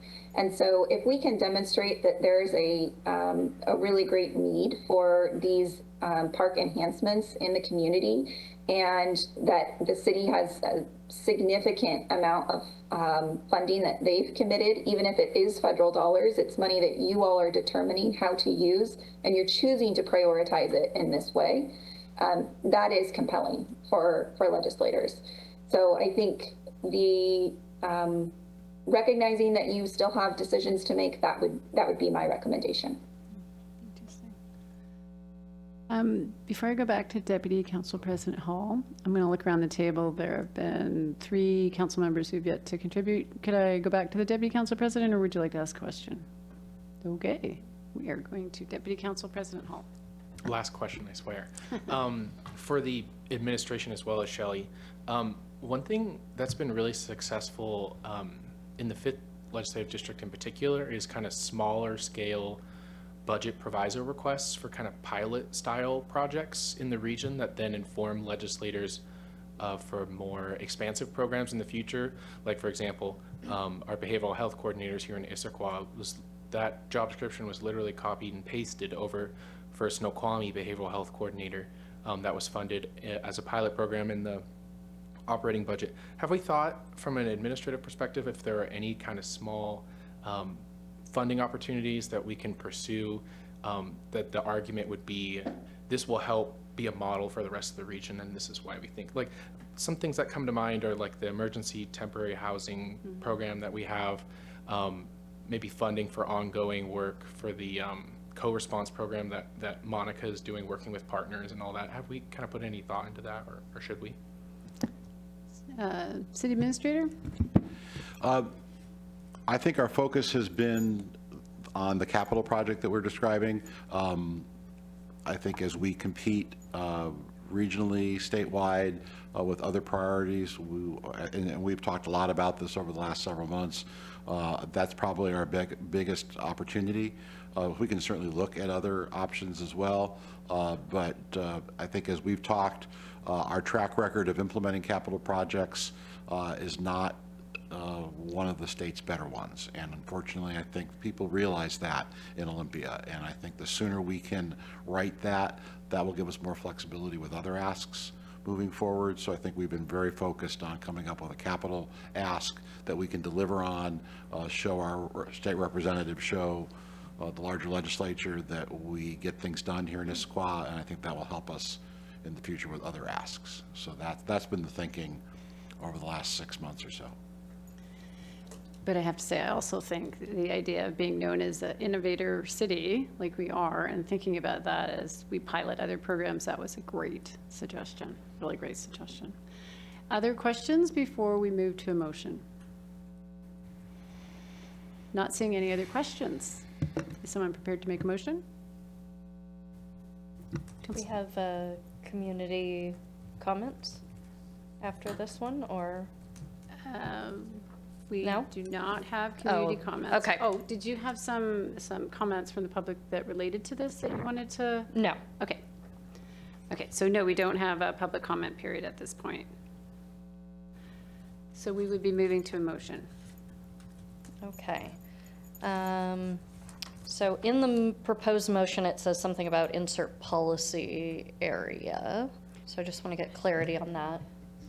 And I'm sorry about that. I would suggest just moving the base motion, removing that reference, and then if the council wanted to discuss changes after the motion's made, that would be Thank you. appropriate. Okay, so I move to direct the administration to finalize the 2023-2024 legislative agenda, returning to the November 7th, 2022 City Council meeting for adoption.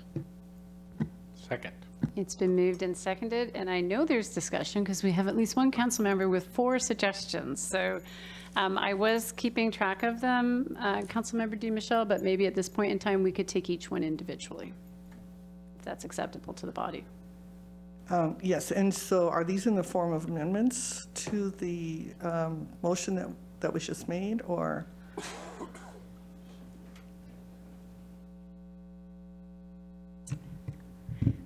Mayor, I think there could be a decision made. I think there could just be some organic discussion that could result in an amendment that could incorporate multiple changes. So we can have, we're still coming back, so we can have a conversation on the dais on each one of these. Okay.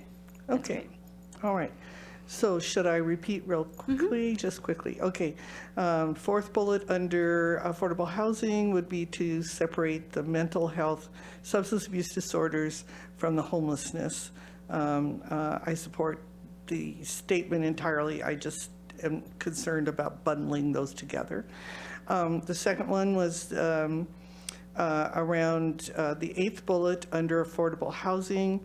I'm suggesting that we remove what I call the restrictive language around unanticipated marijuana revenues and just stating that we support increased funding for youth substance abuse prevention. And then the third one that I was bringing up, the Safety Services and Parks Council Committee suggested that we might add the 120-day rent increase notice to our legislative priorities.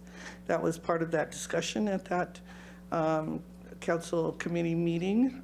So that would be something that, as a council, we could decide whether we wanted to do or not. And then the last one was really kind of a question and clarification.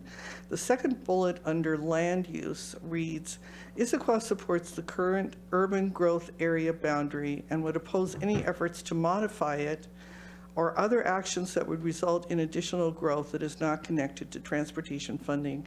It raised the question for me about, again, about the difficult place that the Issaquah School District finds itself in relation to the urban growth area boundary. And I thought that there were discussions going on about possibly an exception about land that's contiguous to the urban growth boundary. I don't know if those discussions are still going on or what, but I wanted to flag it because I'm wondering if this is a very strong statement about we don't want any changes. Generally, I would support that entirely, but I am concerned as well about the Issaquah School District, and it does affect us as a city because we might end up with a lot of schools inside of our boundaries because they have no other place to go. So I wanted to flag that for a discussion by the council. So those are the 4 that I would like to bring up. Is Councilmember Martz, would you like to start with the 4th? Yes, I sure would. And I have some comments to add as well. Thank you. Councilmember Martins, go ahead. Yeah, two unrelated comments about that. The first is very specific. You know, I've been on GMPC when this issue has come up in the past, and the county has really shut the district down. And I don't personally see that policy changing. The county has historically been extremely unsympathetic, and I've really tried hard to push that conversation and gotten nowhere with the county. The second thing is, and this isn't anything that I'm going to suggest doing differently this year, but I think that statement, the commitment to the urban growth boundary line, that's a policy that I've supported for a decade, but as I've seen housing prices go up and up and up and up, I think that there is probably coming a conversation where, as a community, we have to say, if we have a policy that makes it that our residents and all the residents of King County can't afford to live in King County, then that policy doesn't work. And I'm not prepared tonight to change that, but I'll just say that next year, I think there may, if prices continue to go through the roof, I'm going to have a concern about, I've been saying for a while that I don't know if that policy, if it keeps driving prices up, is going to work as a metro. So again, not for changing it tonight. But. And with the council's permission, I'd like to add some stuff that I'm administratively working on. So thank you for that, Councilmember Martz. I completely agree that this is the time probably to stick with that language, but unfortunately, after the Ruckel House study that they did on a 30-year-old Growth Management Act came out and said we didn't have to do much, that's super disappointing, because I think implementation has shown us that we actually do have to do something, but it's not necessarily to throw everything out. It'll be some adjustments. I have reached out to get historic planning documents that talked about King County's resolve not to expand the growth boundary for schools, and am proposing that the county staff look at different proposals which would include expanding existing schools in rural, non-urban areas, meaning what is the maximum capacity that you could house on that property and still not be providing municipal services. So it's just sort of a test balloon that's out there, so that again there is one school district that is located either entirely rurally or partially rurally that got an exception in Pierce County. One exists, always has, but nobody's gone back to revisit whether or not there are other school districts like Issaquah School District that would also need some sort of exemption. So rather than expand the boundary, how do you accommodate those school districts that straddle the rural and urban areas? So there is some administrative work on that as well, and I have mentioned it to King County Councilmember Perry, that there may be a way to do this, and I want to work on it with her. So we have that going on in the background too. But I completely agree with Councilmember Martz, is that we're in the heat of it right now. It's a 30-year-old act, and it probably needs some adjustments. But for now, I think we've landed on the right place. Any other council members that would like to comment on that comment and question from Councilmember DiMichele? Councilmember Hunt.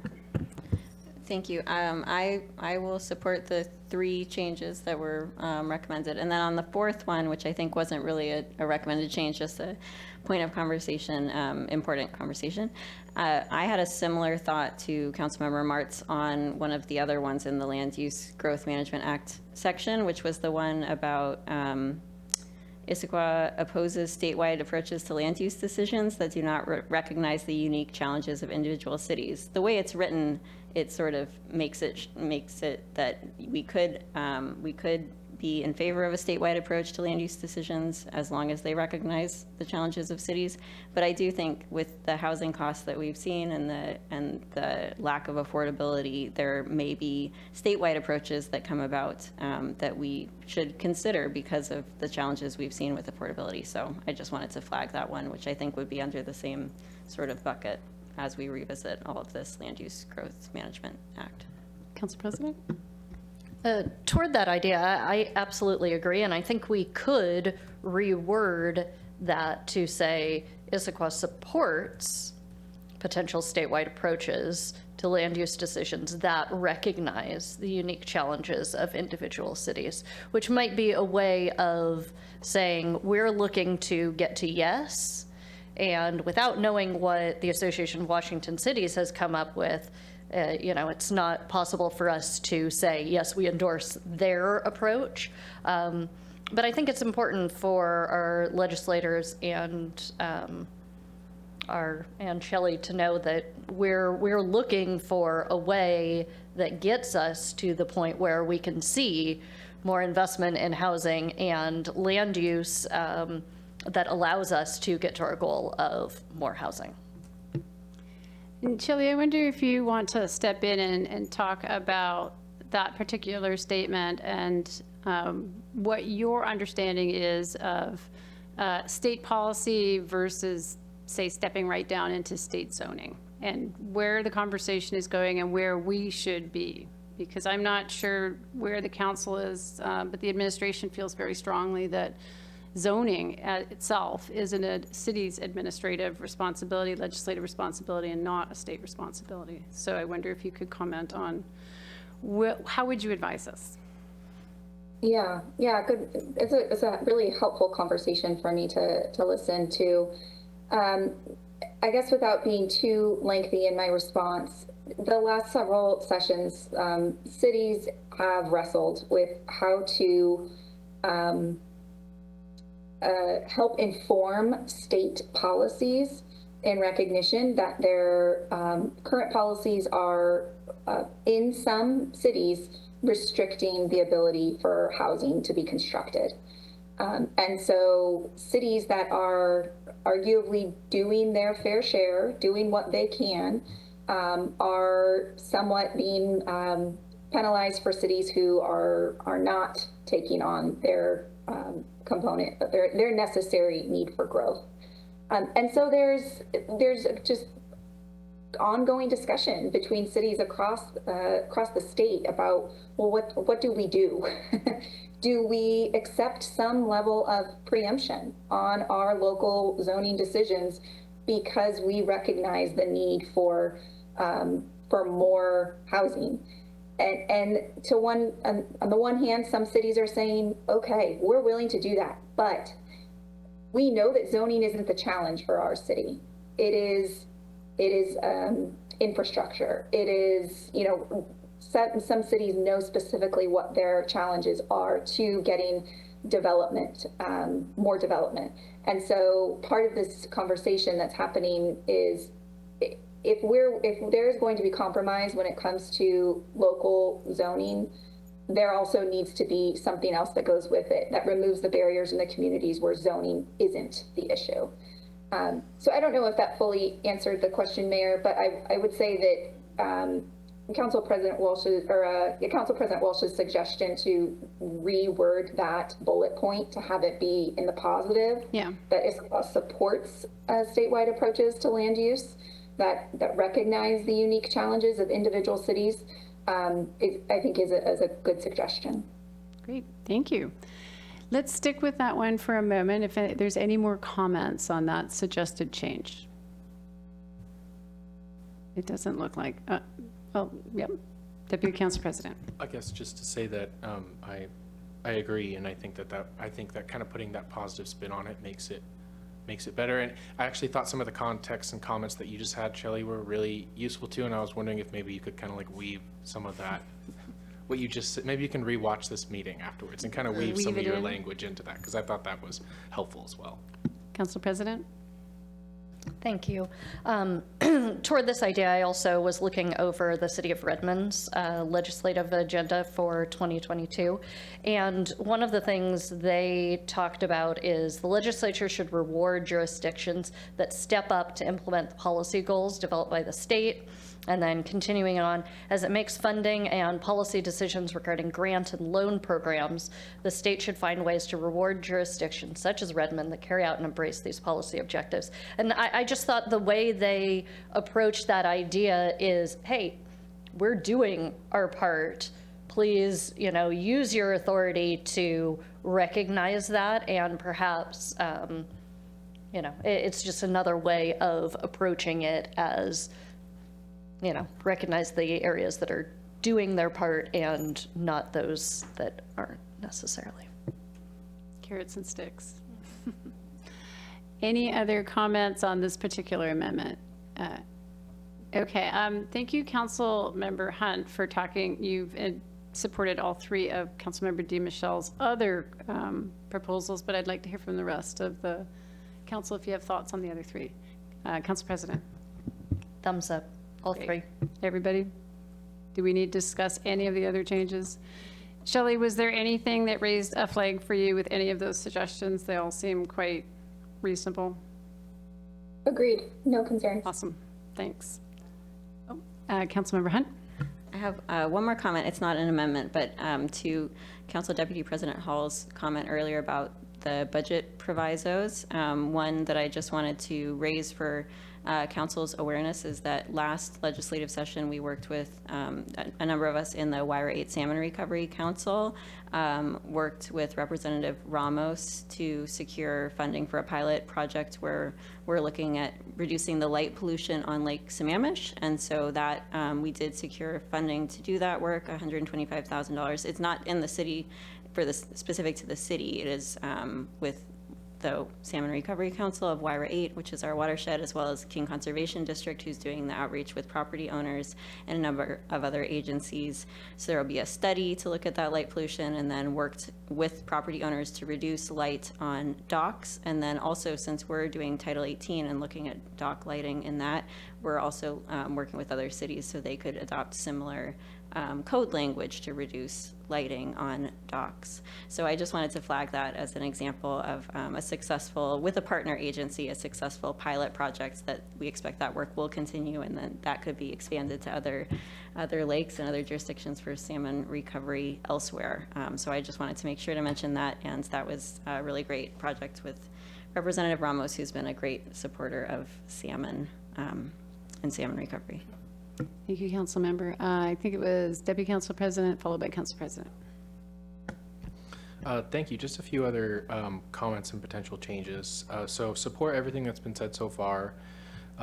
In the policy manual, under the transportation section, there's nothing in there about policies or funding related to bike infrastructure or walkability. I don't know if that's really necessary, but maybe Shelley and the administration can kind of chew on that and think about it.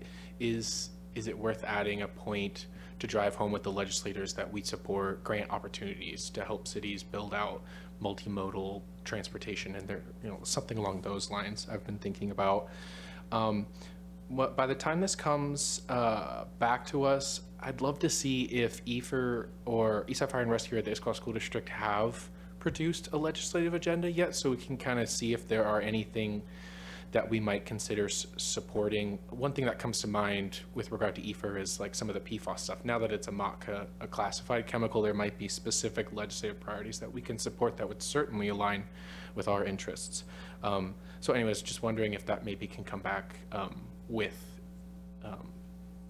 the policy manual in the legislative agenda at the next meeting, if it's put together. If it's not, that's fine. I do think maybe, I think the city administrator brings up a really good point that we really should focus on our capital budget ask and making sure that that's successful in the eyes of the legislature. I just ask that the administration put some thought into, is there room to advocate for a small budget proviso in the space of being an innovator in the region that we think could be successful?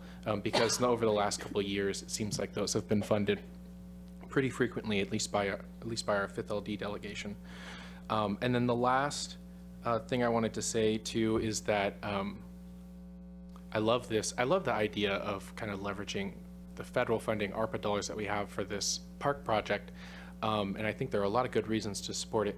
But I also do want to recognize that it might be more, and Shelley, I'd be interested if you think or feel differently about this, but it might be more difficult than usual to be as successful as we might want for capital budget requests if there's a shakeup after the November election, or if committee membership changes. I'm thinking in particular of Representative Callan and Senator Mullet, who are two of a very small capital budget negotiations team, and we're very lucky to have them in that room.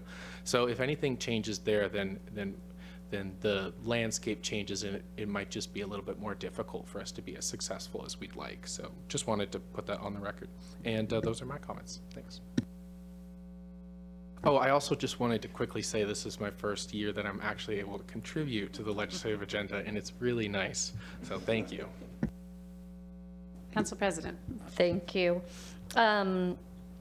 Just some general comments on the first page, the legislative priorities. I very much appreciate the administration and our lobbyists adding in the coordination with WashDOT, talking about how not only the I-90 crossing study, but also management of the traffic lights and maintenance of the state highway. I wouldn't mind seeing that as, you know, the first bullet point in this transportation section, just as a way to really emphasize that. And then the other thing that I would say, considering the focus of the state legislature this year on housing and behavioral health, I'm kind of surprised not to see anything behavioral health related on our kind of top state legislative priorities. I know it's in the manual, but I wonder if there's just a statement that might make sense in that area, just to support a regional approach. We certainly know that the North King County radar cities have worked together very well as a way to address some of their behavioral health issues. And perhaps it's more of a King County issue than a state issue where we're really going to be able to make some emphasis there. But I was just noting the lack there and wanted to bring it up. If the council's okay, I'd like to address that one as well. I think that's a great comment.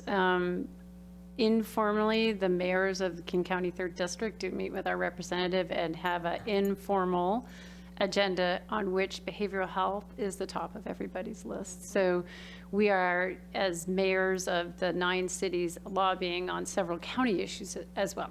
So, but thank you for bringing that up. Any other comments? And then I have a question of the clerk. Okay, looks like we have reached the end of our discussion. City Clerk, it does sound like the motion that was made may need to be added to. It was direct the administration to finalize the legislative agenda. Do they need to include additional language to say including the changes discussed tonight, or is that just assumed? Maybe just adding a phrase such as amended or as discussed. So if the maker of the motion would like to add a little language and see if the second agrees, we'll go with a slightly modified motion. Great. So I would then adjust the motion to, I move to direct the administration to finalize the 2023-2024 legislative agenda, including the changes discussed, returning to the November 7th, 2022 City Council meeting for adoption. Does the second agree with the change? I agree with the change. Great. Any additional discussion? I'm not seeing any further discussion, so the motion before council was just read. All those in favor signify by saying aye. Aye. Those opposed? That carries unanimously, 7-0. Thanks very much. We have a couple more items on regular business this evening. The next one is AB 8488, the Community Investment Strategy, the Park Project, and Park Board feedback. And the ask of this evening of council is to provide direction for the administration. The item was last considered by the City Council at the October 10th Committee of the Whole Council meeting, and I'd like to invite Parks and Community Services Director Jeff Watling to present this item, but checking to see if the council would like to have a 5-minute break before this. Yes, okay, so we'll take a quick 5-minute break. We'll get back at it at 9:15.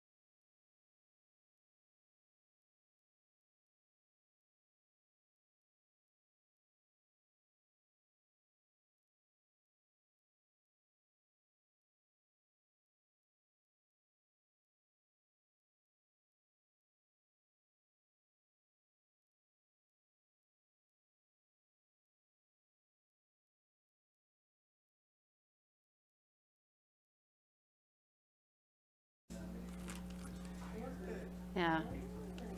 Welcome back. I'm going to turn it over to the city administrator for a suggestion. Thank you, Madam Mayor, members of the council. We have 2 items remaining on the agenda this evening. What we'd like to propose is to move forward with the park project and park board feedback, continuation of that discussion, and then delay the transportation project discussion till the 7th. The only item you currently have scheduled for the 7th of regular business is the adoption of the budget. The sense of the council is, I think, that all of the policy decisions have been made, so we'll be presenting you documents for adoption. So there will be some time on the 7th to have that transportation discussion, so we would propose putting that on as a special order of business so that it will occur before the budget second hearings on the ordinances. If the council does make a decision, we can incorporate that that evening. If you don't, we are prepared to just put the dollar amount in the budget in a sort of a placeholder account until the council at such time makes a final decision, and then we can adjust that. So if the council is all right with that, we'll move forward with the park discussion, which we hope can bring to a conclusion tonight, and then come back on the 7th, transportation budget adoption, say goodbye to Jeff Clark, and that'll be your night for November 7th. I saw some head nods. Anybody want to comment on that, Council President? I think my only thought is the Mobility and Infrastructure Committee meets on October 25th. And so I wonder if it might be a possibility to just see if there's any feedback at that meeting. We could ask the chair, could add an agenda item. We've already gotten feedback, and I think we're reporting Great. back to the council Okay, at this very good. point. Yeah, Fantastic. Just wanted to see if there was an opportunity in the meantime. sure. Great. Any other comments? If not, we will get Director Watling to work on our last regular business item this evening, which, as I said before the break, is AB 8488, Community Investment Strategy, Park Project, and Park Board Feedback. Welcome, Jeff. Thanks so much, Mayor. Good evening, Council. Jeff Watling here, reporting back to you. I will do my best to provide clarity and do this as a brief overview and open it up for your discussion and consideration. So appreciate the discussion and feedback we received last Monday, October the 10th. Thank you, Tisha, for showing the slides. You can go to the next slide. Our goal tonight is to bring back to you our recommendation. Your feedback, your input has been incorporated into this recommendation, and I look forward to bringing it back for your consideration. Guidance we'll be seeking tonight is, do you support this modified proposal on the community investment strategy park projects for the $4 million in ARPA funding? If you do, there's a motion before you that allows us to incorporate these recommendations into the budget for your adoption consideration on November 7th. Next slide. Just as a quick review, you recall we spent the last couple months as staff, consultant team, and park board working hard on some of the direction you asked us to take on at the July 5th meeting. That work really culminated in the presentation you heard on Monday night. This slide just sort of reiterates the work, great work of the park board, the ad hoc group of the park board. I thought Chris Kovac, park board member, did a great job of representing the staff's feelings in their presentation. You recall they supported the rationale, the evaluation, and the determination of these 3 park areas for consideration, and we're open to your discussion. They certainly had a preference in that pedestrian park, Depot Park, Senior Center Plaza area, as you recall. Next slide. My attempt here is to give an overview of how we proceeded with this recommendation. In a nutshell, we feel like there's some real opportunity to take this $4 million in ARPA funding. As you heard from Shelley earlier, we think there's some opportunities to smartly leverage that $4 million to allow for some additional revenue That additional revenue would then allow us to do a really impactful portion of each project, each of these 3 projects, and bring those to completion by the ARPA deadline of 2024. In hearing your feedback last week on the 10th, we certainly heard a mix of support for all 3 of these projects to varying council members' degrees. We wanted to bring a package before you to consider tonight that felt like met all that feedback and comment we heard from you as council. Next slide. I'll go through each of these projects one by one really quickly. First, the project that sort of came out of our Creek Corridor discussion, and that is a proposed dog park along the Rainier Trail near the community center. What we recommend with this work, and you might recall from the presentation I provided last week, that we recommend not proceeding with ARPA funding for this project, but still proceeding with this project as a capital project, as it's identified in the 23-24 budget as a proposed funded capital project under PK 018, the dog park. You might recall from my discussions with this work going on with the park board, we had parallel work going on as the budget was formed. You might note in the PK 018, we identify a dog park to be completed as a first dog park. Within that capital project, a location wasn't identified. This work that we did with the park board, along with the feedback we've received from the dog park tour, really gives us confirmation that this location really serves as an ideal spot for a first off-leash dog park within our Issaquah Park system. So we would recommend proceeding with that project as PK 018. It's a project we had identified in our proposed work plan already, but not using ARPA funding for this. Next slide. What that would do would allow us to then really position the ARPA funding for significant portions of the 2 remaining projects. The first being at Confluence Park. We recommend proceeding with the Eck House conversion to a picnic shelter portion of this project, bringing that to completion as well. The plaza area that would sort of extend from the shelter and connect to the existing play area. We feel like this would be a significant first phase. It would allow for any future expansion of that play area to happen pretty easily. You'll sort of see within the graphic as a future phase and not disrupt that proposed work to be done. Also of note, with the insurance reimbursement that the city has received and has been waiting to determine what we want this Eck House to be. There's roughly $200,000 that we would be able to leverage and would help extend some of that investment of the $4 million in ARPA funding. Next slide.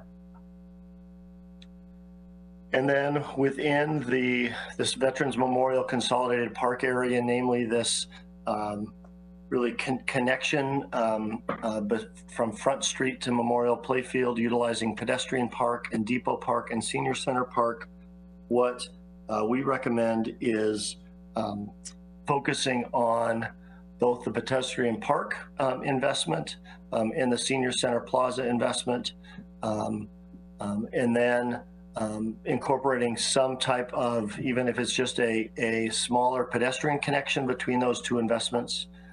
We feel like this recommendation really meets some of the feedback we heard from council. I think it meets some of the opportunities we see strategically in really strengthening this corridor's relationship to Front Street and Sunset and the businesses along Front Street and Sunset, and also really helps to further the relationship of these connected public spaces to Memorial Field, where there really isn't a strong relationship right now between the Senior Center and Memorial Park. As you heard in the prior agenda item with Shelley Helder, we feel like this is a strong candidate for some legislative funding namely the Senior Center Plaza.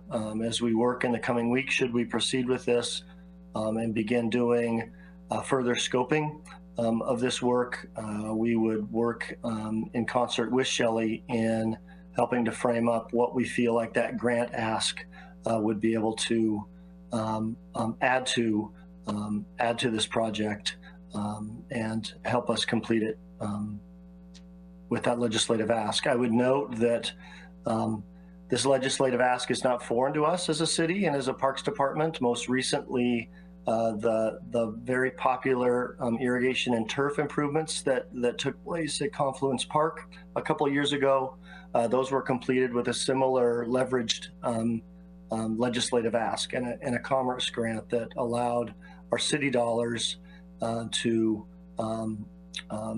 sort of position us for, as Shelley says, last dollar in with commerce grants. So we've demonstrated success in this kind of work and feel like the timing would work really well with getting funds in 2023 and allowing us to complete this work by the targeted 2024 deadline for the ARPA funding. Next slide. These, I think, just really quickly sort of hone in on those two focused areas we're proposing with this motion: the pedestrian park investment, its relationship, and really strengthening that corridor to Front Street and Sunset, really making it a place that people will want to gather and hang out. Next slide. And as I mentioned earlier, the Senior Center Plaza, and really creating activity, creating recreational uses that could be not only utilized by seniors at the Senior Center, but all ages and generations from the park. So really making this a multi-generational space and really feel like an added element to Memorial Field and to the park as a whole. Next slide. This slide represents just some, again, preliminary cost roll-ups that you saw last week, but what it would mean for this specific package of projects, where the Confluence Park portion, the Eck House portion of that project being in a preliminary range of $1 to $1.4 million, how funding would be accomplished both through some ARPA funding as well as the insurance reimbursement claim that the city's already received. The Veterans Memorial portion of this work with a focus at Pedestrian Park and the Senior Center, showing those preliminary cost ranges, and then funding to complete those with a combination of this legislative request and seeking success in 2023 for that grant dollars to leverage, as shown there, the ARPA funding. So in total, taking this $4 million in ARPA funding, utilizing that insurance reimbursement and that legislative ask to hopefully accomplish somewhere closer to $4.8 to $5 million in work. Next slide. So again, guidance we're seeking is, did we hear you? Is this a package of projects that you feel that you could support and become part of the 23-24 budget process? Next slide, I'll provide just a quick overview of next steps. As you've heard me say before, the shot clock on this ARPA funding isn't stopping. And so, seeking your feedback tonight, seeing if this is, again, a consideration you would support as you're proceeding with the 23-24 budget, will really allow us to springboard right into design and construction documents, meeting necessary permitting windows, and seeking that grant funding, which would allow us to hit the construction window of 2024. Next slide, I believe, is a motion. Should you want to consider it, we can certainly go back to the question at hand, and that is my staff report. Thank you so much. Thank you, Director Watling. Council questions. Councilmember Ray. Thanks. What happened to Depot Park?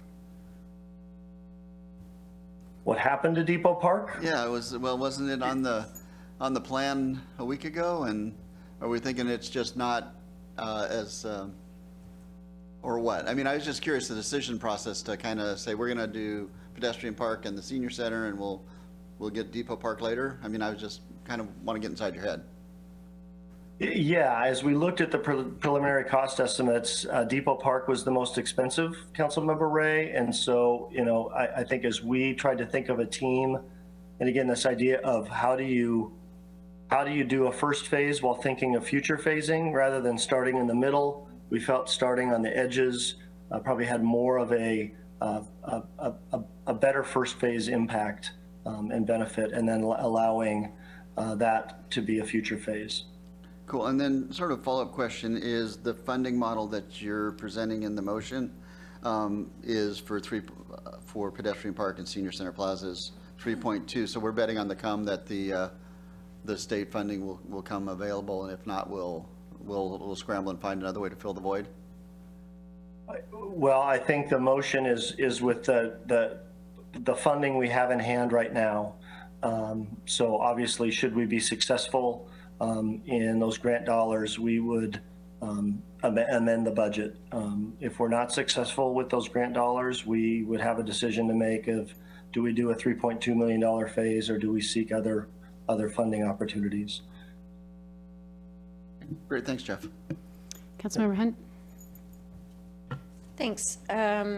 Similar to Councilmember Ray, you mentioned that there is a plan to connect, though, the pedestrian park and the senior center plaza. So did I hear that correctly, and could you explain? Because that's one of my questions, is doing two nice parks but then leaving you know, part of it in the middle, and we don't know when we would get funding for that piece. So how would that work from a experience, how, you know, from the perspective of somebody experiencing the park?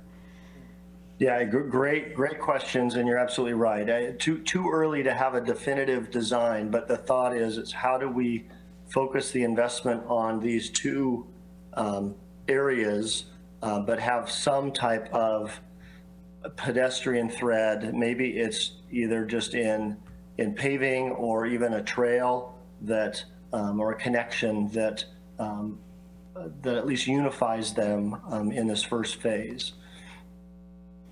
Okay, thank you. And then my other question is, from our last conversation, I think one thing that I thought we all agreed on was about the importance of the dog park, and that we needed a dog park, and that, you know, that this was a good location, we thought, and that we've heard from the community about this for a long time. So I wondered if you could explain why that one isn't recommended to be funded with this, and also if you could make some statements about effect on timing if we were to go with this recommendation compared to if we were to fund that dog park project using the ARPA funds. Yeah, great question. I guess what I would reiterate is the dog park remains a high priority for staff and administration. So this recommendation is not saying we're not doing the dog park. This recommendation is saying, let's complete that dog park, and let's complete it in this location. Let's do it with the proposed PK 018 funding that's in the 23-24 capital budget. That is a project we have on our work plan, and so this recommendation in its entirety is saying we're going to find a way to complete all three of these projects. The dog park would be completed through capital budget funding. The other two would be completed through ARPA funding. And impacts on timing? Would it get done faster if we funded it with ARPA? No, I don't believe so. No, I think, again, appreciate the conversation we had earlier tonight about staffing and adding staffing capacity to the park planning team, that these projects will be completed regardless of funding source is not going to expedite them. It did not have an impact on schedule for the dog park. Correct. Councilmember Joe, do you have a comment? Yes, thank you. Director, I appreciate the hard work you put into this to try to please everybody, so to speak, and make us all happy. That's outstanding. My question was focused on Confluence Park, and the north end of the project, as we look at the future parking there, I know you're not a civil engineer, but I was wondering if you had a baseline price of what it costs for us to put in that additional parking. My thought is that if we, we're doing cost estimates right now, and if the budget comes higher because of inflation or supply chain things, what's the kind of price range for that future parking? And does it give us some flexibility to perhaps not do that in this stage one so that we can, get the other pieces of this done for certain along the way? Yeah, great question. I'm not the one to answer that. You're right, I'm not a civil engineer. I don't know the timing of that. That parking would be part of the Holly Road improvement project identified within Public Works as a transportation project. So I honestly don't know cost estimate, nor do I know where that fits in their work plan or TIP schedule. I see. So is that future parking part of the budget that you're proposing tonight, or is it a separate project? No, it would be a completely separate project. In this case, it's a Public Works project. What we wanted to just show is as we're thinking of this phase, we're keeping in mind the right-of-way space that's likely going to be needed for that parking. So we're not constructing something that would need to be torn out or changed or modified later on. Okay. No, I appreciate that clarification. Last meeting, I asked you about the bridge going across to Holly, and you said that wasn't part of the plan either. So I'm just trying to be as optimistic as possible about what's possible here. But I appreciate that you're clarifying that's a transportation project that Public Works will be doing in the future, potentially being done as part of this, but also not. My other question is, just thinking out loud, we have the $200,000 insurance reimbursement. If we decide not to put any additional funding into Confluence Park, but just do $200,000, would we be able to get a picnic shelter there that would serve the basic needs of our community? Or is it just priced out of our range and we really need to go with this Cadillac package, so to speak? Yeah, I don't believe $200,000 would be sufficient funds to convert that house in a really historically respectful way into a shelter. Okay. So thank you for that clarification. I appreciate it. Yeah. We'll certainly take that information in as we discuss. It's good. Thanks. Looking for more council questions before we move to a motion? Okay. Is someone prepared to make a motion? Council President. I move to direct the administration to proceed to incorporate $4 million in ARPA funding in the 2023-2024 budget for the following projects and utilize insurance claim funds and future awarded state grant funds to complete these projects. $800,000 ARPA funds and $200,000 insurance funds for Confluence Park Eck House Picnic Shelter, and $3.2 million ARPA funds for Pedestrian Park and the Senior Center Plaza portions of Veterans Memorial Consolidated Park. Second. It's been moved and seconded. Comments? I'll first start with the maker of the motion, and then I see Councilmember Martz has requested comment. I feel like the administration heard a varied conversation and was able to pick the areas with the most support, and so I very much appreciate that, and I look forward to hearing from other council members. Thanks. Seconder, would you like to comment, or should I move to Councilmember Martz? Councilmember Martz. Thanks, Madam Mayor. I think this is a great set of improvements to the proposal from prior. I think that the dollars more match up to, I think, the levels of improvements that we're going to see here. So I think it's a good stewardship of money. I actually really like that we've done the perimeter that we've done Veterans Park and over by the Senior Center, and actually left the middle open, and here's why. Those two ends are both very well defined as to their boundaries and what you can and can't do with them. But the middle, really, there's a lot of discussion that we can have as policy. You know, we got shown something last week.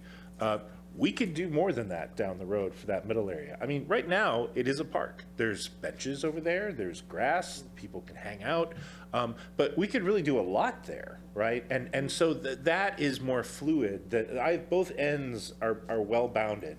And so I think addressing the stuff that is well characterized right now and leaving the middle open for a further discussion to see how, you know, rich our tastes are for doing more is good.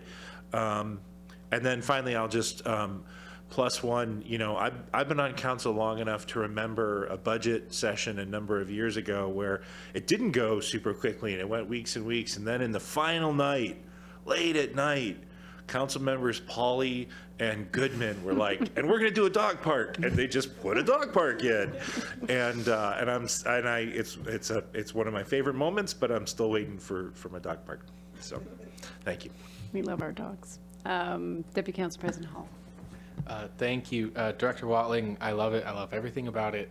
Thank you very much for you basically gave us everything we wanted, as has already been said.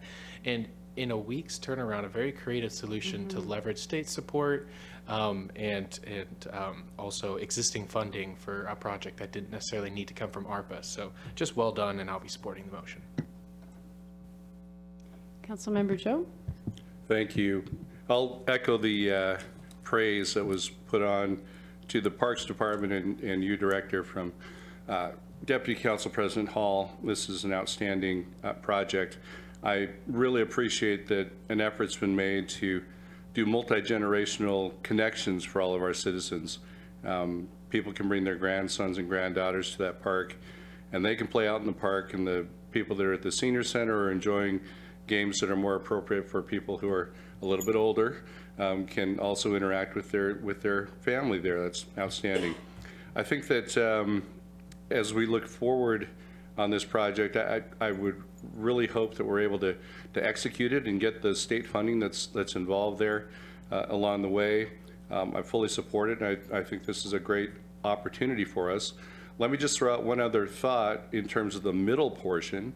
My dear friend here, who's a Kiwanian, and I'm a Rotarian, there has been some history at that park that maybe not all of you know about, but there are a bunch of bricks that are lying there along the depot, and there are a number of Rotarians that bought bricks, and the names of the Rotarians are on the bricks there from the club, which started back in 1977.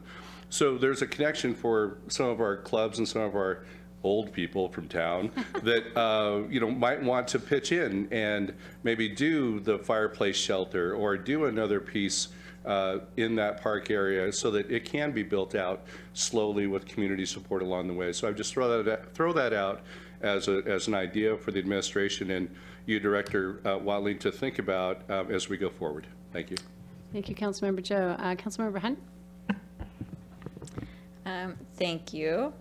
I wanted to, first of all, say again, which I said last time, but I will say it again, that I thought the information that the Parks Board put together with the pros and cons for the different, or the reasons why their recommendation and then reasons for the other projects as well, all of that information that we received, that really set us up to have this conversation, which I think has come to a great conclusion and has drawn pieces of these different projects as well. So I just wanted to say thanks again to the Parks Board and to staff for supporting that work, because I think those conversations really teed up a good conversation that council was able to have with all of the information we needed on a pretty complex set of options.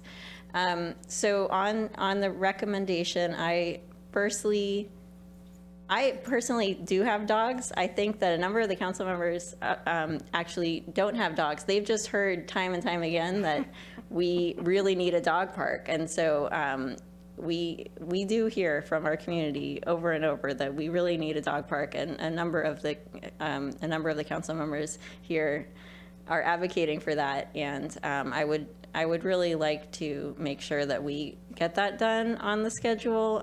It has been a long time coming, and I just, for anyone listening, I also wanted to make sure to clarify that we're not funding with this funding source, but it is funded in the budget, and the fact that we're not funding it with the ARPA funding specifically, that's more a choice, but it isn't affecting the timeline or the schedule for that park. And also through this conversation, we've identified a location that will work, and so this conversation has accelerated that process.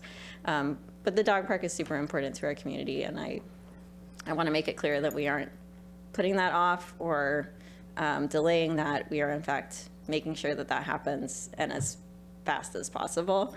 Then on the other recommended funding projects, I'm happy to see the Eck House included, spoke to that last time as well.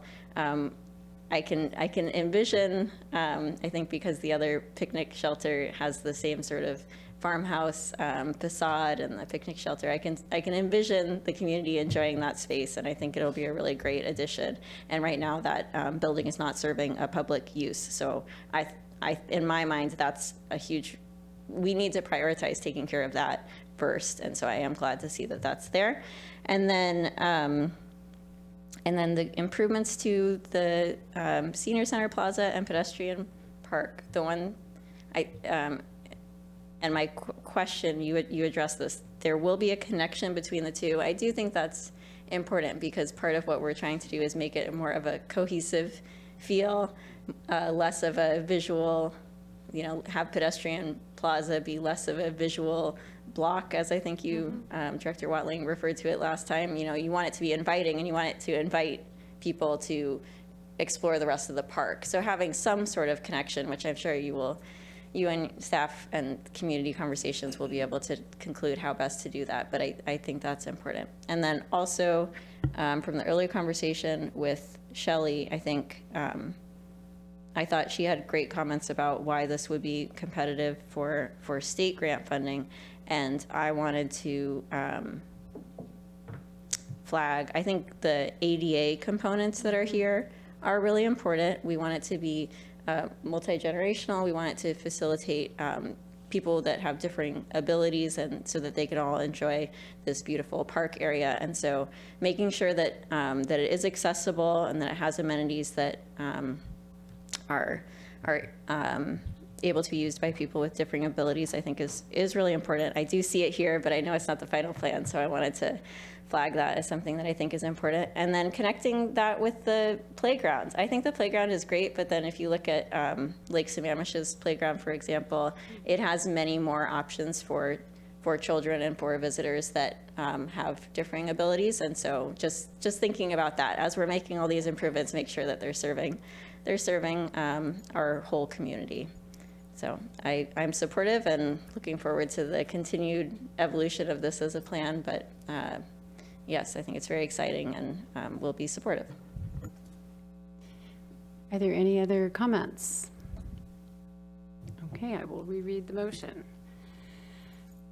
The motion before council is to direct the administration to proceed to incorporate $4 million in ARPA funding in the 2023-24 budget for the following projects, and to utilize insurance claim funds and future awarded state grant funds to complete these projects. $800,000 in ARPA funding and $200,000 insurance funds for Confluence Park Eck House Picnic Shelter, $3.2 million ARPA funds for Pedestrian Park and the Senior Center Plaza portions of Veterans Memorial Consolidated Park. All those in favor signify by saying aye. Aye.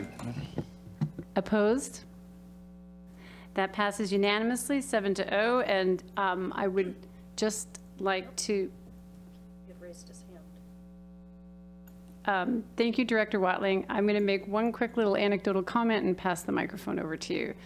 I really appreciate the council's interest in these areas and the rationale you talked for about why these projects. I think you did a fantastic job in really going through all the options. In particular, I am thrilled that we are able to connect a senior center to a playground with all this multi-use intergenerational things. I was at the senior center for a mayor's Q&A the other day, and one of the things that came up, and Tina was there with me, was their inability to access the playground to sit and watch due to ADA, that many of them have walkers or canes and cannot. They're either in the senior center or they're walking to their car. There isn't actually a way to connect the two. And the fact that you are doing this gives me something really exciting to bring back to the senior center when I go to talk to them next. So thank you for this. This is wonderful. Director Watling. Mayor, thank you. So well said. I just quickly, thank you, council. Thank you for your trust. Thank you for your kind words.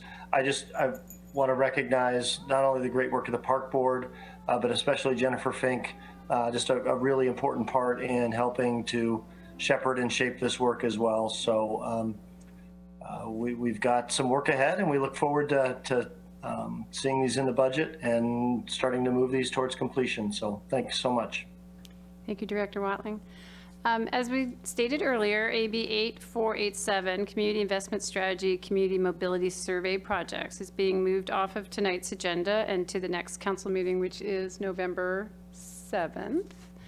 And so that takes us to good of the order. I have a few small announcements. Council President? Thank you.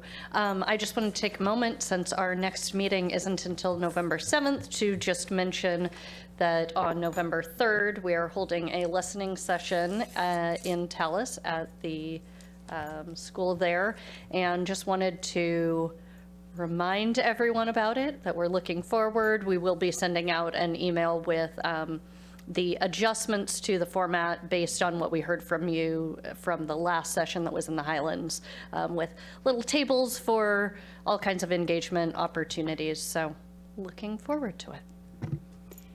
Any other items for good of the order, or I'll just talk about some upcoming meetings? Deputy Council President? Just really quickly, I wanted to add, I know Mayor Pauly, you and I know Councilmember Hunt have in the past traveled either down to Olympia or virtually testified in Olympia to help either advocate for Issaquah or personal issues. I'm planning to do a lot of the same this coming year because I wasn't able to previously. So I was wondering if maybe it might be worth, Mayor Pauly, I know you go down for kind of a city of Issaquah perspective at least once. A legislative session. I wonder if that might be available to council members who are available to join you and help support you. And Absolutely, okay. In a couple of different ways. So Councilmember Hunt has done a really great job with the K4C advocacy, which is the King County Cities for Climate Collaboration. And so when asked, those of us that sit on that will go and advocate, but we still use Shelley, our lobbyist, just to talk about the nuances of what the legislature is proposing and how it ties with K4C, and that it's also supported within our agenda. So absolutely, Shelley's done an amazing job coordinating us, and I think Councilmember Hunt probably testified on 8 different things last year. There was a lot going on. So, and we appreciate that. I think our voices are stronger when there's more of us that are sharing the time to make the comments. So thank you for that. That's fantastic. And so glad you can participate now. Wonderful. Upcoming council meetings. Thursday, November 3rd is the City Council Community Listening Session that Council President just talked about, so I won't provide any additional details on that. And Monday, November 7th is the regular City Council meeting with anticipated agenda items of the 2023-24 budget, public hearing and anticipated adoption, the 2023-24 budget, levy and revenue sources, and the 2023 salary ordinance, as well as the item moved off tonight's agenda on mobility improvements. So the next item of business is the executive session. We are not having one this evening, and so therefore we are adjourned at 9:54 p.m. Gavel.